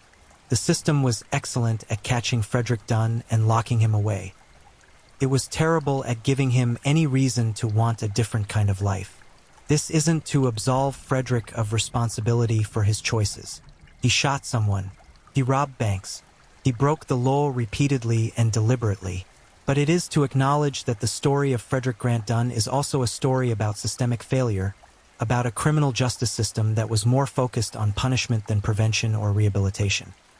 His death, mysterious as it remains, closed the final chapter of that story. The FBI removed him from the 10 most wanted list. Local newspapers ran brief articles about the discovery of his remains. And then, gradually, he faded from public memory. There were no memorials for Frederick Dunn. No one mourning his passing except perhaps a few relatives who had long since distanced themselves from him. Today, his story exists primarily in archives. FBI records, newspaper microfilm, the dry legal documents that track his arrests and convictions. For most people, Frederick Grant Dunn is entirely forgotten, just one of countless criminals who moved through the American justice system during the 20th century. But there's something about the mystery of his end that keeps the story alive for those who encounter it. The missing pieces, the unanswered questions, the image of those bones by the stream. Human beings are pattern-seeking creatures. We want narratives that make sense, that have clear causes and effects. Frederick's death denies us that satisfaction. Was he murdered? Did he die alone of natural causes? Did he take his own life? We may never know. The people who might have had answers, anyone who saw Frederick during those final months, anyone who might have been with him when he died, they're gone now. The land around that stream has changed, has been worked and reworked by decades of farming. The specific spot where Frederick's bones were found is unmarked, unremarked, forgotten. In the end, Frederick Grant Dunn's life was defined by motion. He was always running, always escaping, always moving toward the next crime or away from the last capture. His death was the end of that motion, the final stillness. Whatever happened in those last moments, whether it was violent or peaceful, expected or surprising, it brought his long flight to a close. The stream continued to flow past his remains, as streams do, indifferent to the human drama that had concluded on its banks. The seasons changed. Rain fell and snow accumulated and melted away, and Frederick Dunn, who had spent a lifetime avoiding capture, was finally caught by the one thing none of us can escape. Time and death, and the slow work of the earth reclaiming what belongs to it. His story, incomplete as it is, reminds us that every criminal was once a child, every fugitive once had a chance at a different life, and every mystery, no matter how thoroughly investigated, may keep its secrets indefinitely. The bones in the stream told investigators who had died, but not how or why, and sometimes that's all the truth we get. Frederick Grant Dunn was the 108th fugitive on the FBI's 10 most wanted list. He lived 53 or 54 years, most of them behind bars or on the run. He's remembered now, if at all, as a footnote in the history of American crime, a name in a database, a case file marked closed. But on that September day in 1959, when a farmer walked along a Kansas stream and found what he found, Frederick Dunn's story came to its quiet, mysterious end. No dramatic capture, no final words, no explanation, just bones by the water and questions that will never be answered, and the slow, patient work of time erasing even the memory of a man who spent his life trying to disappear. If you're enjoying these stories, don't forget to leave a comment. I'd love to know where you're tuning in from and what time it is in your part of the world. And if you haven't already, make sure to like this video and subscribe, so you never miss the next true crime story to help you unwind. Now, let's get into our final story. Story 3. The Great Basin Murders. There are highways that cut through emptiness. Mile after mile of sagebrush and alkali flats, mountain shadows stretching long across basins that swallow sound. The Great Basin region spans 4 states: Wyoming, Utah, Nevada, Idaho. A landscape so vast and desolate that entire counties might have populations smaller than a single apartment building elsewhere. Out here, the interstates became corridors of commerce and movement, truck stops glowing like distant stars in the darkness, rest areas offering brief sanctuary between stretches of nothing. Between 1983 and 1997, this region became something else, a hunting ground. The term Great Basin Murders doesn't refer to a single perpetrator, though investigators initially believed it might. Instead, it describes a series of at least 9 homicides of young women, their bodies discovered along these remote highways, in shallow graves beside country roads, floating in cold rivers, posed on windswept ridges where juniper trees twisted against the sky. What connected these cases wasn't necessarily one killer, but rather a pattern. Vulnerability exploited, isolation weaponized, lives extinguished far from home. For years, law enforcement across 4 states pursued the theory of a lone predator, someone who understood the geography of emptiness, who moved through the transient world of long-haul trucking and interstate travel. The truth, as it emerged through DNA evidence and decades of investigation, proved more complex. Multiple killers, multiple motives, multiple opportunities presented by the same vast, unforgiving landscape. Some cases were solved. Others remain open, their victims' families still waiting for answers that may never arrive. This is the story of those 14 years, those 9 women, and the highways that witnessed their final moments. The American West has always existed in dual reality, simultaneously frontier and homeland, promise and peril. The Great Basin, covering roughly 200,000 square miles, exemplifies this duality. Named for its hydrology rather than geography, water that falls here doesn't flow to any ocean. Instead, it collects in terminal lakes or evaporates into thin air, leaving behind salt flats that shimmer white under unforgiving sun. By the early 1980s, the region's economy relied heavily on extraction oil fields, mining operations, ranching on marginal land. The interstate highway system had transformed how goods and people moved through the West. I-80 ran east to west through Wyoming and Utah before crossing into Nevada. I-15 connected Utah to Idaho and Nevada, a major artery for commerce. These highways created their own ecosystems, truck stops, rest areas, motels that catered to travelers passing through rather than arriving. For young women in the 1980s and 1990s, hitchhiking remained a common, if risky, means of travel. Economic constraints, wanderlust, or simple necessity led people to stand beside on-ramps with thumbs extended, trusting in the kindness of strangers. The transient populations along these routes, truck drivers on cross-country hauls, oil field workers moving between jobs, drifters seeking work or escape, created a fluid, largely anonymous society where people came and went without much notice. This was the environment into which 23-year-old Janelle Johnson stepped in February 1983. Johnson had recently moved from Glasgow, Montana, to Riverton, Wyoming, a town of roughly 10,000 people in Fremont County. She worked at a restaurant called Valley View and harbored ambitions beyond small-town life. On February 16th, her 23rd birthday, she left Riverton between 5 and 6 in the evening, traveling to Denver for an interview with Vanoy Talent Center, a modeling school. She called her roommate from Denver to confirm her safe arrival. The next day, February 17th, Johnson attended her interview and left Denver around 5:30 p.m., intending to return to Riverton.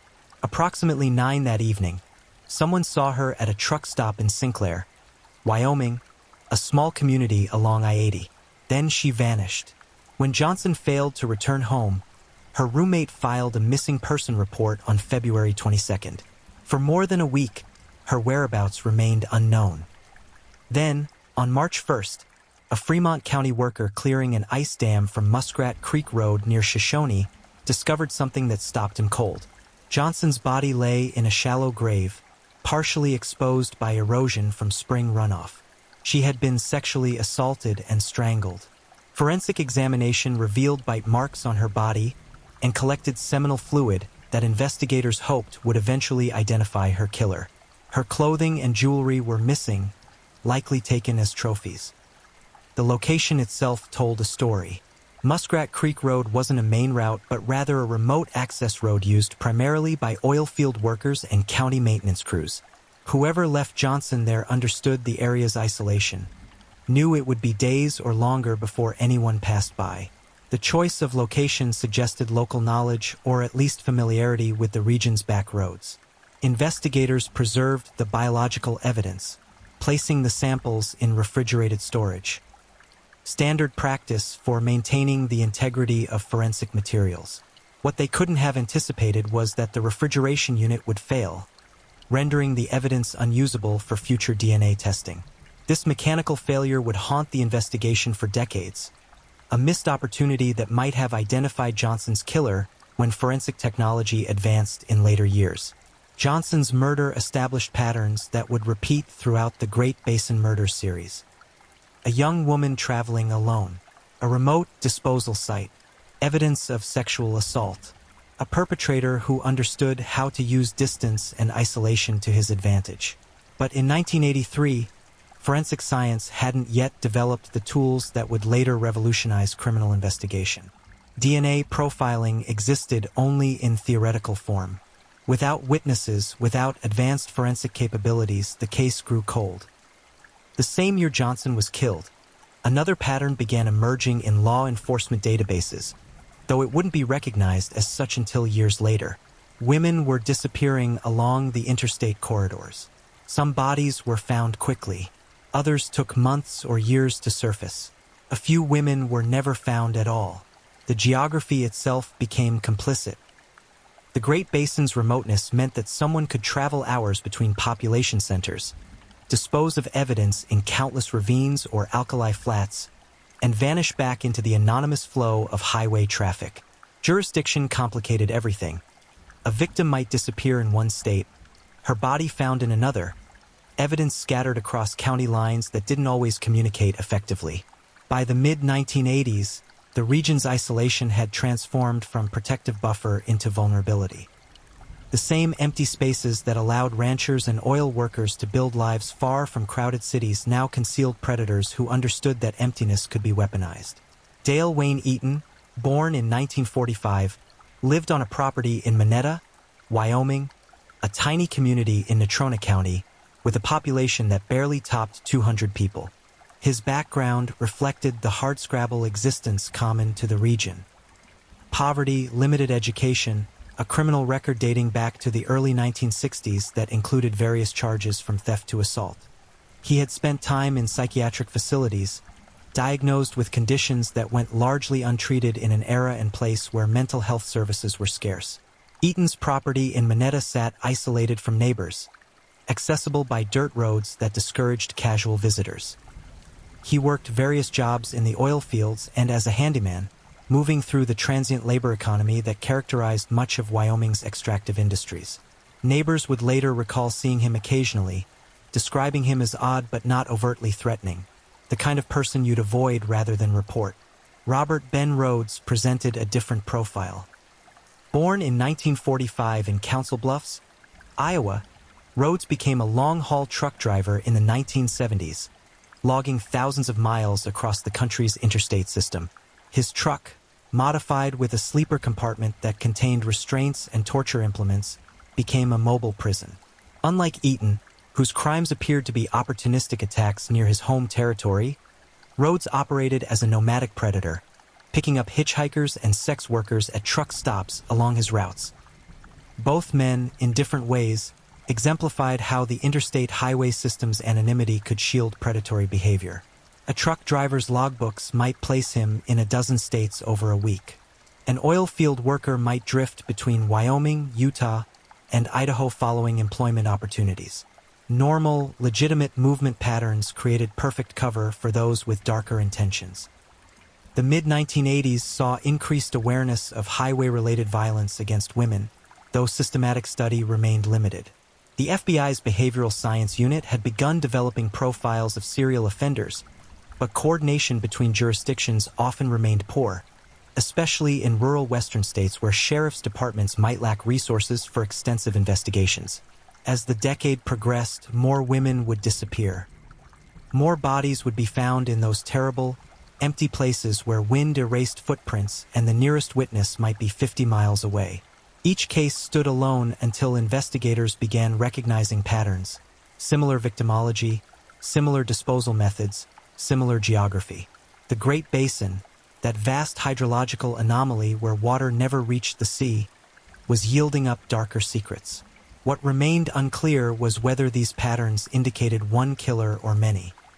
The answer, when it finally emerged through decades of investigation and advancing forensic technology, would reveal both: cases connected by geography and victim selection, but perpetrated by different hands. The emptiness that defined the Great Basin had attracted multiple predators, each finding in that landscape the isolation necessary to act on violent impulses without immediate discovery or consequence. The stage was set.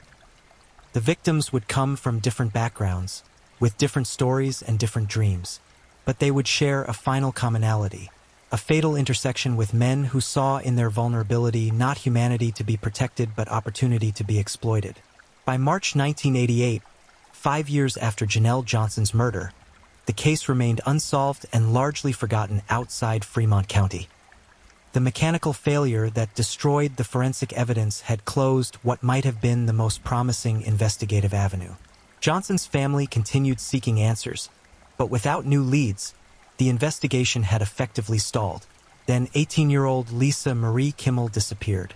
Kimmel had been born in Covington, Tennessee, but grew up in Billings, Montana, where she graduated from Billings Senior High School in 1987. She worked as a manager at an Arby's restaurant in Aurora, Colorado, near Denver. Her mother, Sheila Kimmel, served as a regional manager for the chain, and the two commuted regularly between Denver and Billings, a distance of approximately 555 miles. On March 25, 1988, Lisa left Denver, heading north toward her parents' home in Billings. She drove a black 1988 Honda CRX with distinctive Montana license plates reading Lil Miss. The car was new, a symbol of independence and her emerging adult life. She planned to make good time on the drive, taking I-25 north through Wyoming, then cutting across on two-lane highways toward Montana. That evening, around 9 p.m., a Wyoming highway patrol officer stopped Kimmel for speeding approximately 60 miles south of Casper, near Douglas. The officer issued a ticket, and Kimmel signed on promise to appear in court. The officer gave her directions back to the interstate.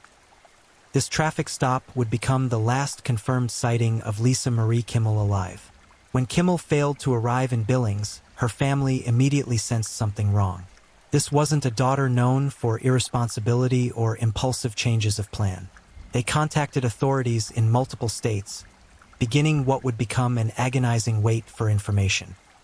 8 days later, on April 2, 1988, two fishermen discovered a body floating in the North Platte River near Casper, close to a spot called Government Bridge. The location, ironically, was a popular fishing area where locals often came to spend quiet afternoons.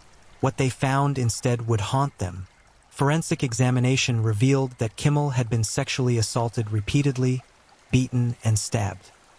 The medical evidence suggested she had been held captive for approximately 6 days before being killed. Ligature marks on her wrists and ankles indicated prolonged restraint.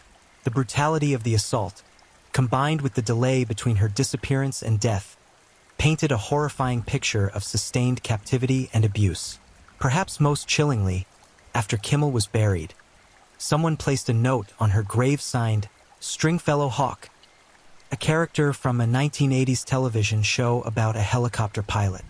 The note's contents and exact wording were never publicly disclosed, but investigators interpreted it as a message from the killer, a taunt or perhaps a psychological need to maintain connection with the crime. Despite the forensic evidence collected from Kimmel's body, including DNA from her attacker, investigators couldn't identify a suspect. They knew someone had held her captive, knew the general area where the abduction likely occurred based on her last known location, but without a suspect to compare against, the DNA evidence sat unused. Kimmel's distinctive vehicle, that black Honda CRX with Lil Miss plates, had vanished as completely as if it had never existed. Law enforcement agencies across multiple states were alerted to watch for it. The case was featured on Unsolved Mysteries within weeks of the discovery of her body, broadcasting Kimmel's story and her car's description to millions of viewers nationwide. The publicity generated tips but no breakthroughs. The CRX remained missing. The killer remained unidentified. 2 years later, in January 1990, another disappearance unfolded far to the south. Patricia Walsh, 24, and her new husband Douglas Scott Ziskowski, 28, had left Seattle, Washington, in November 1989. Members of an evangelical church, they had decided to hitchhike to Georgia to attend a religious convention and spread their faith along the way. Walsh's family would later describe this decision as an act of religious conviction. They believed God would protect them on their journey. The couple traveled without identification, carrying only minimal possessions and relying on the generosity of strangers for rides. After reaching Georgia and participating in the convention, they began hitchhiking back to the Pacific Northwest. Somewhere in their return journey, they accepted a ride that would prove fatal. On January 21, 1990, a body was discovered on the side of Interstate 10 in Sutton County, Texas, approximately 30 miles east of Ozona. The victim had been shot and beaten. Due to decomposition and lack of identification, authorities couldn't immediately determine identity. The body went into their system as a John Doe, one of thousands of unidentified deceased across the American West. 9 months later, in October 1990, deer hunters in Millard County, Utah, discovered skeletal remains on a remote, juniper-covered ridge near Interstate 15. The victim had been shot multiple times in the head with a .22 caliber rifle. Evidence at the scene suggested the killer had posed the body, draping braided hair over one shoulder in a deliberate arrangement. No clothing, jewelry, or personal belongings were found nearby. This victim also entered the system as unidentified Jane Doe. The distance between these two crime scenes, Texas and Utah, over 1,000 miles apart, meant that investigators initially had no reason to connect them. Different states, different jurisdictions, different investigative teams. The cases sat separately in filing cabinets and databases, unsolved but not obviously related. By the early 1990s, law enforcement agencies across the Great Basin region were beginning to notice patterns, though complete picture remained elusive. Multiple young women had been found dead along interstate corridors. Many showed signs of sexual assault. Disposal sites were invariably remote, chosen for maximum isolation and delayed discovery. Some bodies showed signs of postmortem posing, a behavior pattern associated with certain types of serial offenders. The term Great Basin Killer began circulating among investigators and in local media coverage. The hypothesis was simple and terrifying. A single predator, possibly a truck driver or someone whose work required regular interstate travel, was hunting along these highway corridors. The cases spanned multiple states but maintained enough similarities in victimology and methodology to suggest one perpetrator. In November 1993, Another victim's remains were discovered near Interstate 80 in Elko County, Nevada. This woman, never identified, became known as Elko County Jane Doe. Forensic analysis indicated she had been shot twice in the head with a .22 caliber handgun, and her body posed to resemble a crucifix. The religious symbolism of the positioning suggested a killer with specific psychological patterns or beliefs. Investigators noted that this crime bore striking similarities to an unsolved case from 1972. A victim found in the same general area, also positioned in a cross shape, also shot with a .22 caliber weapon. If these cases were connected, it meant the perpetrator had been active for over 2 decades. A chilling prospect that suggested a predator with remarkable longevity and success at evading capture. The mid-1990s brought technological advances that would eventually break these cases open. DNA profiling had evolved from experimental technique to reliable forensic tool. The combined DNA index system, known as CODIS, began operating in 1994, creating a national database where DNA profiles from crime scenes could be compared against samples from convicted offenders and other crime scenes. For older cases like Johnson's and Kimmel's, this technology offered new hope. If the evidence still existed and hadn't degraded, it might finally identify perpetrators. But CODIS only worked if the perpetrator's DNA was already in the system, either from a previous conviction or from another crime scene. Without that comparison point, even pristine DNA evidence remained merely potential rather than solution. In April 1997, 18-year-old Tanya Teskey's body was found beside a highway on-ramp in eastern Idaho, near Yukon. Bonneville County Sheriff's detectives immediately recognized similarities to the other Great Basin cases. Teskey had been traveling along the interstate system, like so many victims before her. She had associated with truck drivers, using CB radio communications, a common practice among certain transient populations who needed transportation or companionship along the lonely highways. The addition of Teskey to the growing list of victims intensified pressure on law enforcement agencies to find connections between cases and identify suspects. Task forces formed and reformed as different jurisdictions attempted to pool resources and information. But the sheer geographic scope of the investigation, spanning 4 states across hundreds of thousands of square miles, made coordination difficult. By 1997, the victim count stood at 9 confirmed cases under the Great Basin murders umbrella, with several more possibles that might or might not connect. Some investigators remained convinced a single perpetrator was responsible. Others were beginning to suspect the truth might be more complex, that the Great Basin region, with its unique combination of isolation, transient populations, and limited law enforcement resources, had attracted multiple predators who operated independently but exploited the same geographic and social vulnerabilities. April 1, 1990 marked a turning point, though no one recognized it immediately. An Arizona state trooper, conducting a routine check at a rest area, noticed a semi-truck parked in an unusual position. Something about the vehicle prompted closer inspection. When the trooper approached, he heard sounds from the sleeper compartment that raised immediate alarm. Inside, he discovered a young woman, naked and chained, showing signs of prolonged abuse. She was alive but traumatized, crying for help. The truck's driver, 51-year-old Robert Ben Rhoades, was arrested on the spot. A search of Rhoades' truck revealed a mobile torture chamber. The sleeper compartment had been modified with restraints attached to the ceiling and walls. The truck contained items belonging to multiple women, clothing, identification, personal effects that suggested previous victims. Rhoades' trucking logs, when examined by investigators, showed patterns of movement that corresponded with numerous unsolved disappearances and murders across the country. The woman Rhoades had been holding captive provided testimony that led to additional charges. She described being picked up at a truck stop, initially believing she was simply getting a ride. Once in the truck, Rhoades had overpowered her, restrained her, and subjected her to days of assault while continuing to drive his route, stopping periodically to refuel or rest while his victim remained imprisoned in the custom-built torture space. Rhoades was convicted of aggravated assault in Arizona, then extradited to Illinois where evidence linked him to the murder of 14-year-old Regina Walters. Walters, along with another teenager named Ricky Lee Jones, had been runaways from Texas. Rhoades had picked them up in March 1990, shortly after releasing or killing his previous victim. Jones was never found, but Walter's body was discovered in Illinois, leading to murder charges. In 1994, Rhoades pleaded guilty to killing Regina Walters and received a life sentence. He would spend the rest of his life in Illinois' Menard Correctional Center, but the full scope of his crimes remained unclear.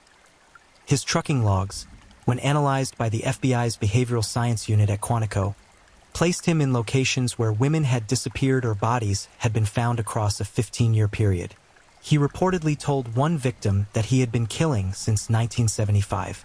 Investigators theorized he might be responsible for as many as 50 murders, though proving this conclusively remained impossible given his transient lifestyle and the scattered jurisdictions involved. In July 2002, investigators working cold cases in Wyoming made a breakthrough on the Lisa Marie Kimmel case. They located the rape kit that had been preserved from 1988 and submitted the DNA sample to the Cody's database. The system generated a match Dale Wayne Eaton, then 57 years old, serving time in a federal prison in Colorado on weapons charges. Eaton's DNA had entered Cody's in 1997 after an incident that demonstrated his continuing violence. He had stopped to assist a family whose car had broken down on a remote highway, the Breeden family traveling with small children. Rather than providing help, Eaton pulled a gun and kidnapped the entire family at gunpoint. He held them for hours before they managed to escape.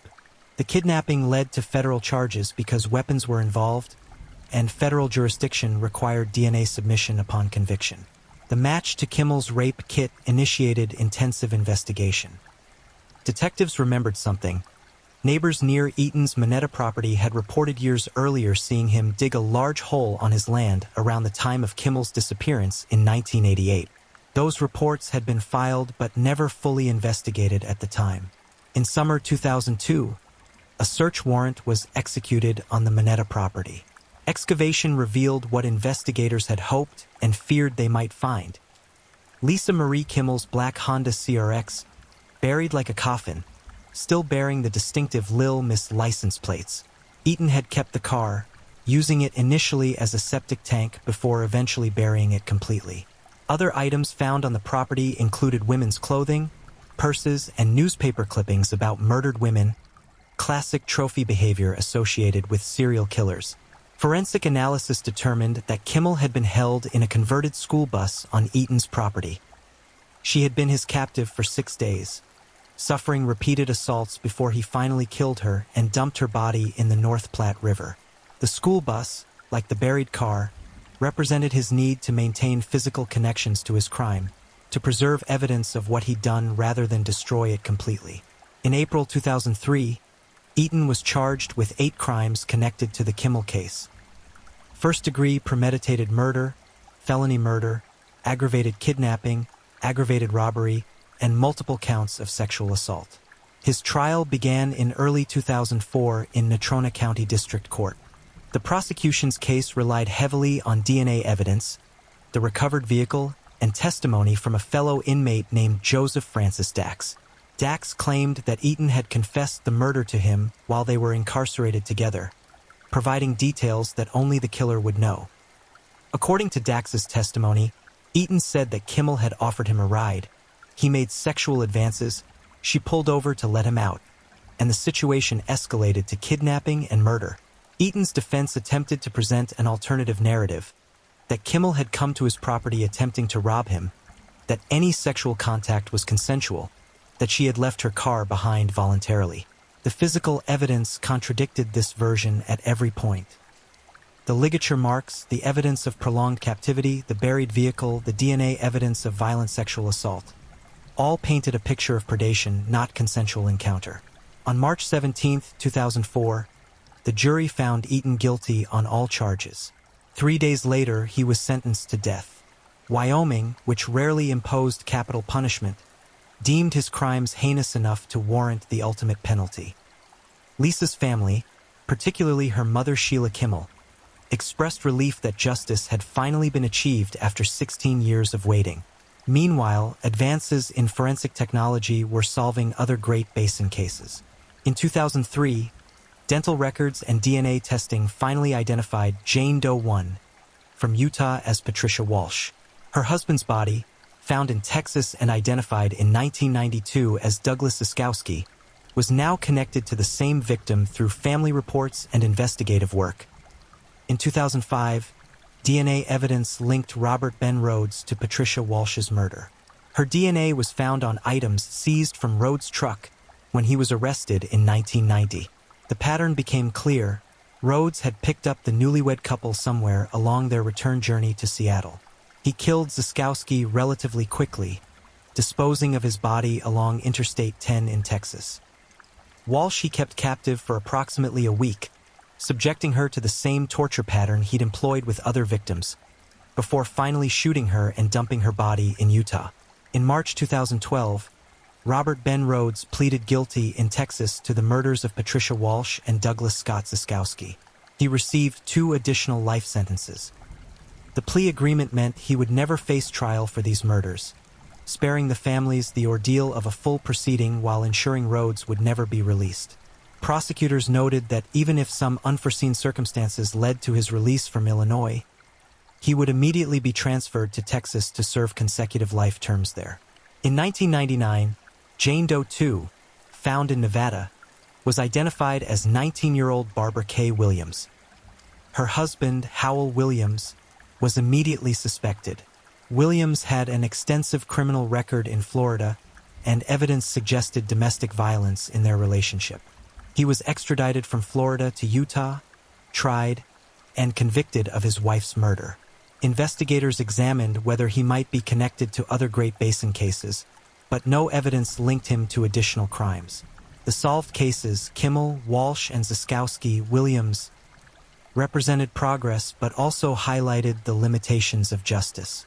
3 different killers, 3 separate sets of motives and patterns, 3 distinct investigations that only succeeded because of advances in forensic science, persistent investigators, and sometimes simple chance. A neighbor's memory of someone digging, a prisoner's confession, a traffic stop that caught a predator in the act. For the families of solved cases, resolution brought complex emotions. Relief that their loved ones' killers faced justice. Anger at how long justice took to arrive, at the years of uncertainty and unanswered questions. Grief that remained undiminished by convictions, because legal resolution couldn't restore lost lives or lost years. For families of unsolved cases, Janelle Johnson, the various Jane Does, Tanya Teskey, and others, the emotional burden only grew heavier with time. Each solved case demonstrated that answers were possible, that killers could be identified and convicted. Yet their cases remained open, their questions unanswered, their loved ones' killers still unidentified and unpunished.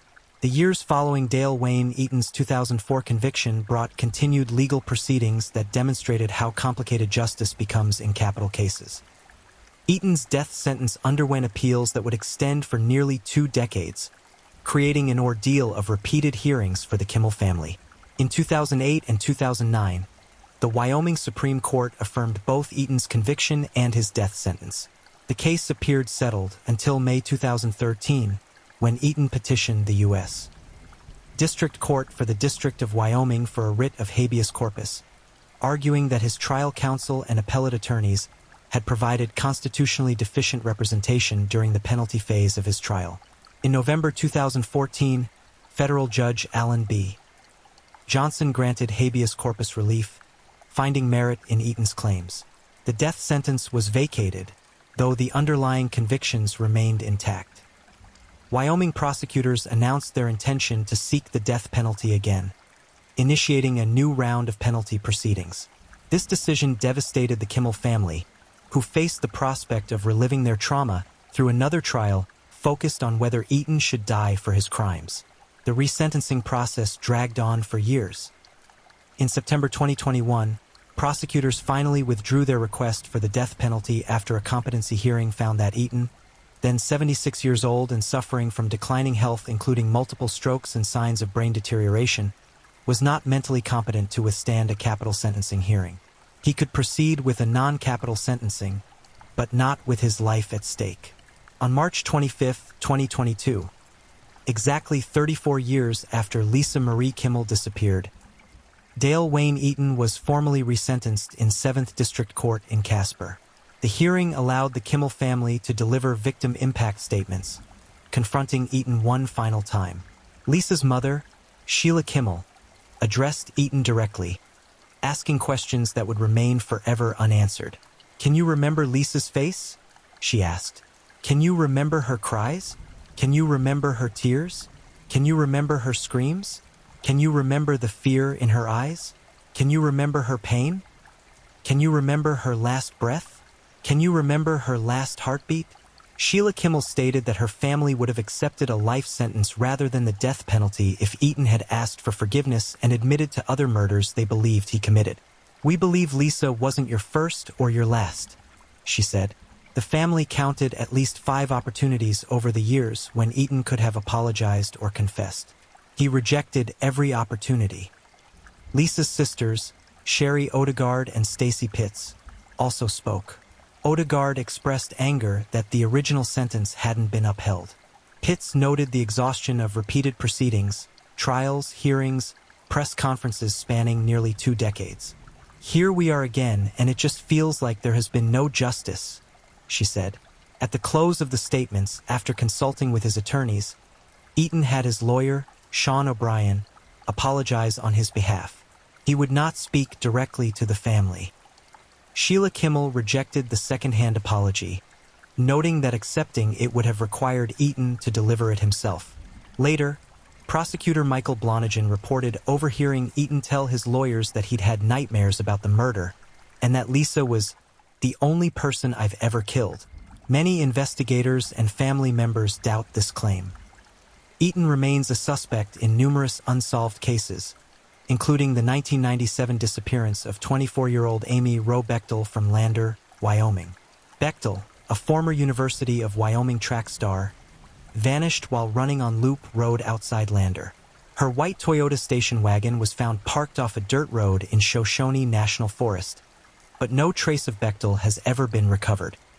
Subsequent investigation placed Eaton in the Lander area around the time of her disappearance, and FBI profilers believe his pattern matches the circumstances of her case. Eaton refused to cooperate with investigators regarding Bechtel. Eaton is also suspected in an earlier series of murders from the 1970s in the Great Basin area. In July 1972, ranchers discovered the decomposed body of a woman near Elko County, Nevada. Never identified, Star Valley Jane Doe had been shot twice in the head with a .22 caliber handgun, and her body posed to resemble a crucifix.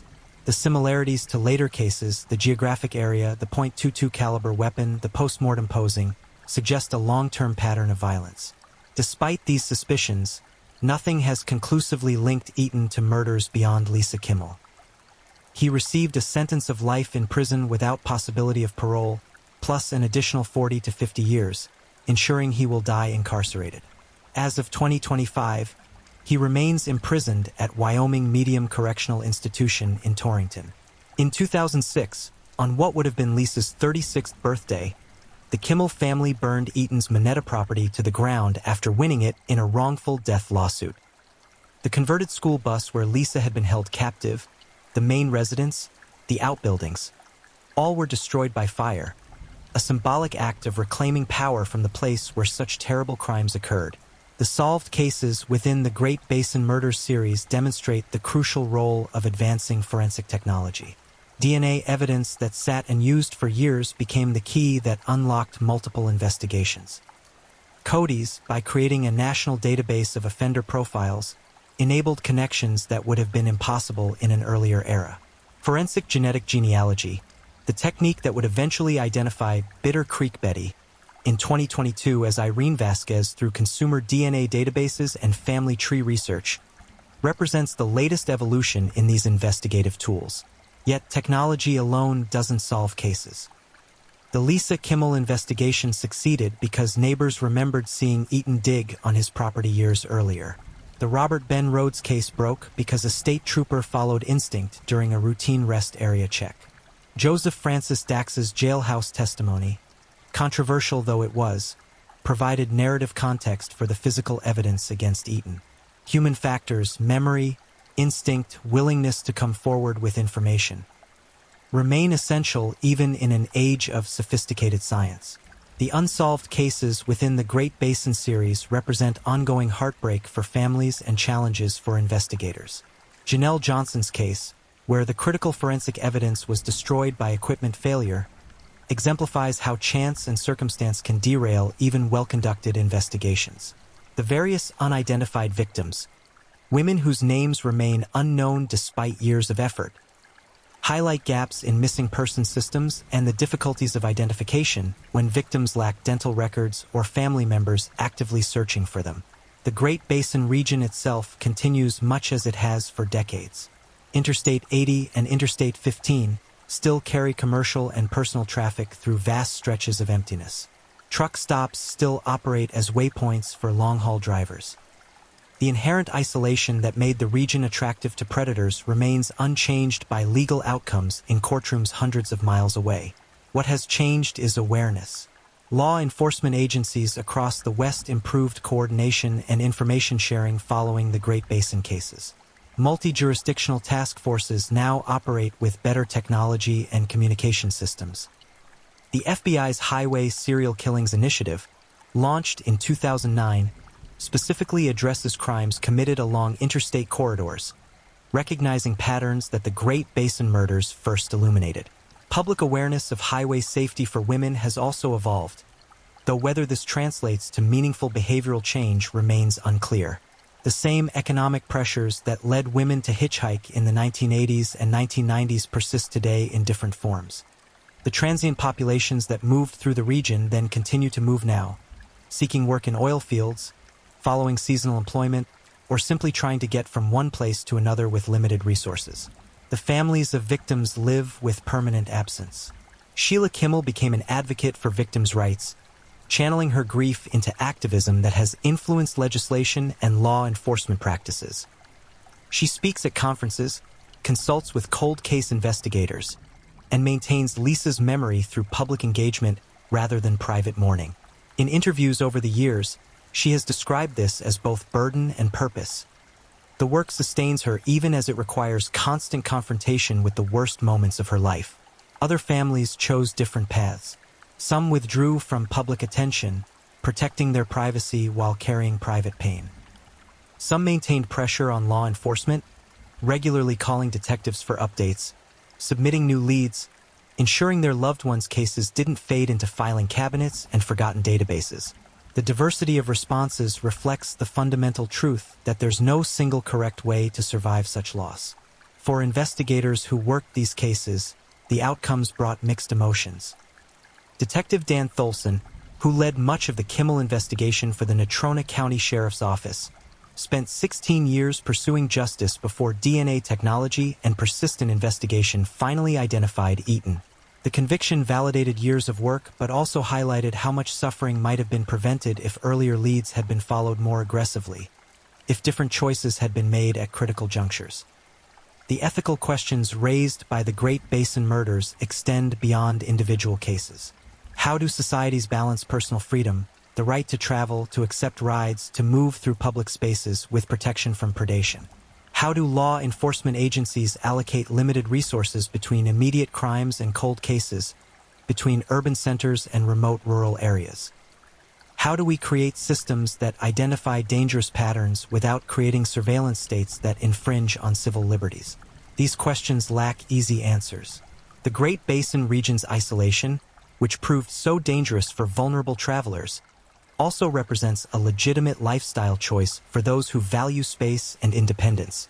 The transient labor patterns that provided cover for predators also sustain industries and economies that support communities throughout the West. Truck drivers, oil field workers, ranch hands, the overwhelming majority engage in legitimate work without harming anyone, yet they move through the same spaces and systems that a tiny minority of violent offenders exploited. Perhaps the most haunting aspect of the Great Basin murders is their reminder of human vulnerability and the randomness of violence. Lisa Kimmel was stopped for speeding, given a ticket, sent back toward the interstate.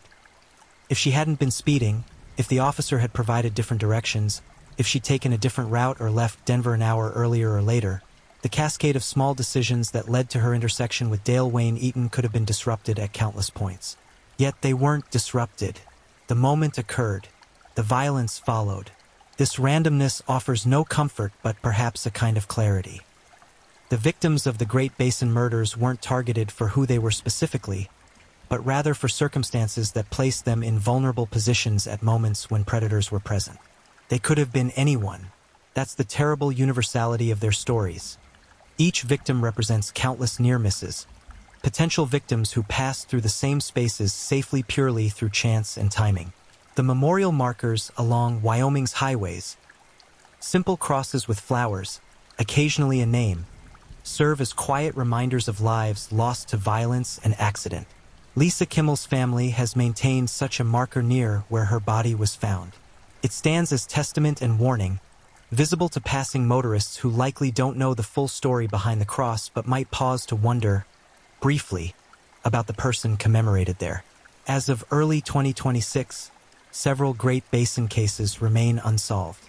Janelle Johnson's killer has never been identified. Tanya Teskey's case awaits definitive resolution. Other potential victims, women who disappeared in the region during those 14 years and whose cases don't appear in most lists of Great Basin murders, may yet be connected to identified perpetrators or to unknown offenders still living free. Dale Wayne Eaton, now 80 years old, could theoretically provide answers to investigators pursuing these cases. His refusal to cooperate suggests either that he has no information to provide, supporting his claim that Lisa Kimmel was his only victim, or that he derives some satisfaction from withholding information, maintaining power over victims' families through continued silence. Either possibility is consistent with what psychologists understand about certain types of offenders. Robert Ben Rhoades, likewise incarcerated for life, has reportedly made statements to investigators over the years about additional victims, but verifying these claims has proved difficult. His trucking routes covered tens of thousands of miles. Bodies found along highways from Florida to California to Washington could theoretically connect to his crimes, but without definitive evidence, these possibilities remain speculative. The Great Basin itself continues its ancient processes, indifferent to human drama. Snow falls in the mountain ranges, melts into streams that flow toward terminal lakes where the water evaporates back into atmosphere. Sagebrush blooms briefly in spring before summer heat returns the landscape to shades of brown and gray. The wind moves across alkali flats, erasing tracks, covering evidence, maintaining the region's essential character as a place where emptiness dominates. Travelers still move through this landscape, though perhaps with greater awareness now than in earlier decades. The women who disappeared into that emptiness left behind families, friends, communities marked by their absence. The men who killed them, those identified and convicted, those suspected but unproven, perhaps others unknown, demonstrated how isolation can be weaponized by those who understand its properties. Justice, when it arrives, takes forms both satisfying and insufficient. Convictions cannot restore lost lives. Prison sentences, even death sentences eventually commuted to life terms, cannot erase decades of suffering or answer all questions families carry. Yet these legal resolutions matter, both practically and symbolically. They affirm that some boundaries cannot be crossed without consequence, that societies will expend resources pursuing accountability even decades after crimes occur. The Great Basin Murder series stands as a chapter in the larger story of violence against women along American highways, a pattern documented by researchers and journalists who have traced connections between interstate development, transient populations, and predatory behavior. These crimes represent neither aberration nor isolated phenomenon, but rather a persistent vulnerability created by modern transportation systems and social structures. In that context, the Great Basin cases offer lessons beyond their specific facts. They demonstrate the crucial importance of forensic evidence preservation, the need for better coordination between jurisdictions, the value of persistent investigation, even when cases seem hopelessly cold. They highlight how technological advances can resurrect seemingly dead investigations, while also revealing the limitations of technology when evidence is destroyed, or when perpetrators successfully avoid leaving biological traces. Perhaps most importantly, They remind us that behind statistics and case numbers exist individual human beings whose lives had value and meaning independent of how those lives ended. Lisa Marie Kimmel was working toward independence, building a career, maintaining close relationships with family. Janelle Johnson was celebrating her 23rd birthday, pursuing modeling opportunities, imagining futures that would never arrive. Patricia Walsh and Douglas Siskowski were newlyweds on a religious journey, believing their faith would protect them. These details matter because they restore humanity that violence strips away. The perpetrators saw victims as objects to be used and discarded. Remembering victims as complete individuals with dreams, relationships, and agency, however tragically curtailed, represents an act of resistance against that dehumanization. The highways still run through the Great Basin. Truck stops still glow against the darkness. The emptiness persists, neutral and ancient, offering neither protection nor threat, but simply existing as it has existed for millennia. What has changed, incrementally and imperfectly, is human response to the vulnerabilities that emptiness creates. Better awareness, improved investigation, advancing technology, and perhaps most crucially, refusal to forget those who disappeared into that landscape and never emerged. The story of the Great Basin murders is ultimately a story about memory and resolution, about the long arc between violence and accountability, about families who refused to accept uncertainty and investigators who wouldn't abandon cold cases even when solutions seemed impossible. It's a story still unfolding, with cases still open and questions still unanswered. In the quiet spaces between what is known and what remains mystery, the victims endure. Not as abstractions or cautionary tales, but as people whose lives mattered, whose losses created wounds that time cannot fully heal, whose stories deserve telling not for sensation but for remembrance. The Great Basin keeps its secrets, but some secrets, through persistence and technology and human dedication to justice, eventually yield to light. Thank you for watching and being part of this dive into the dark and fascinating stories that keep us all on edge. If you enjoyed the ride, remember to like, subscribe, and share with others who crave a good mystery. Tell us where you're watching from. I love knowing where in the world our true crime family is tuning in. Your presence means a lot. Until next time, stay safe, stay curious, and keep digging into the shadows where truth and mystery meet.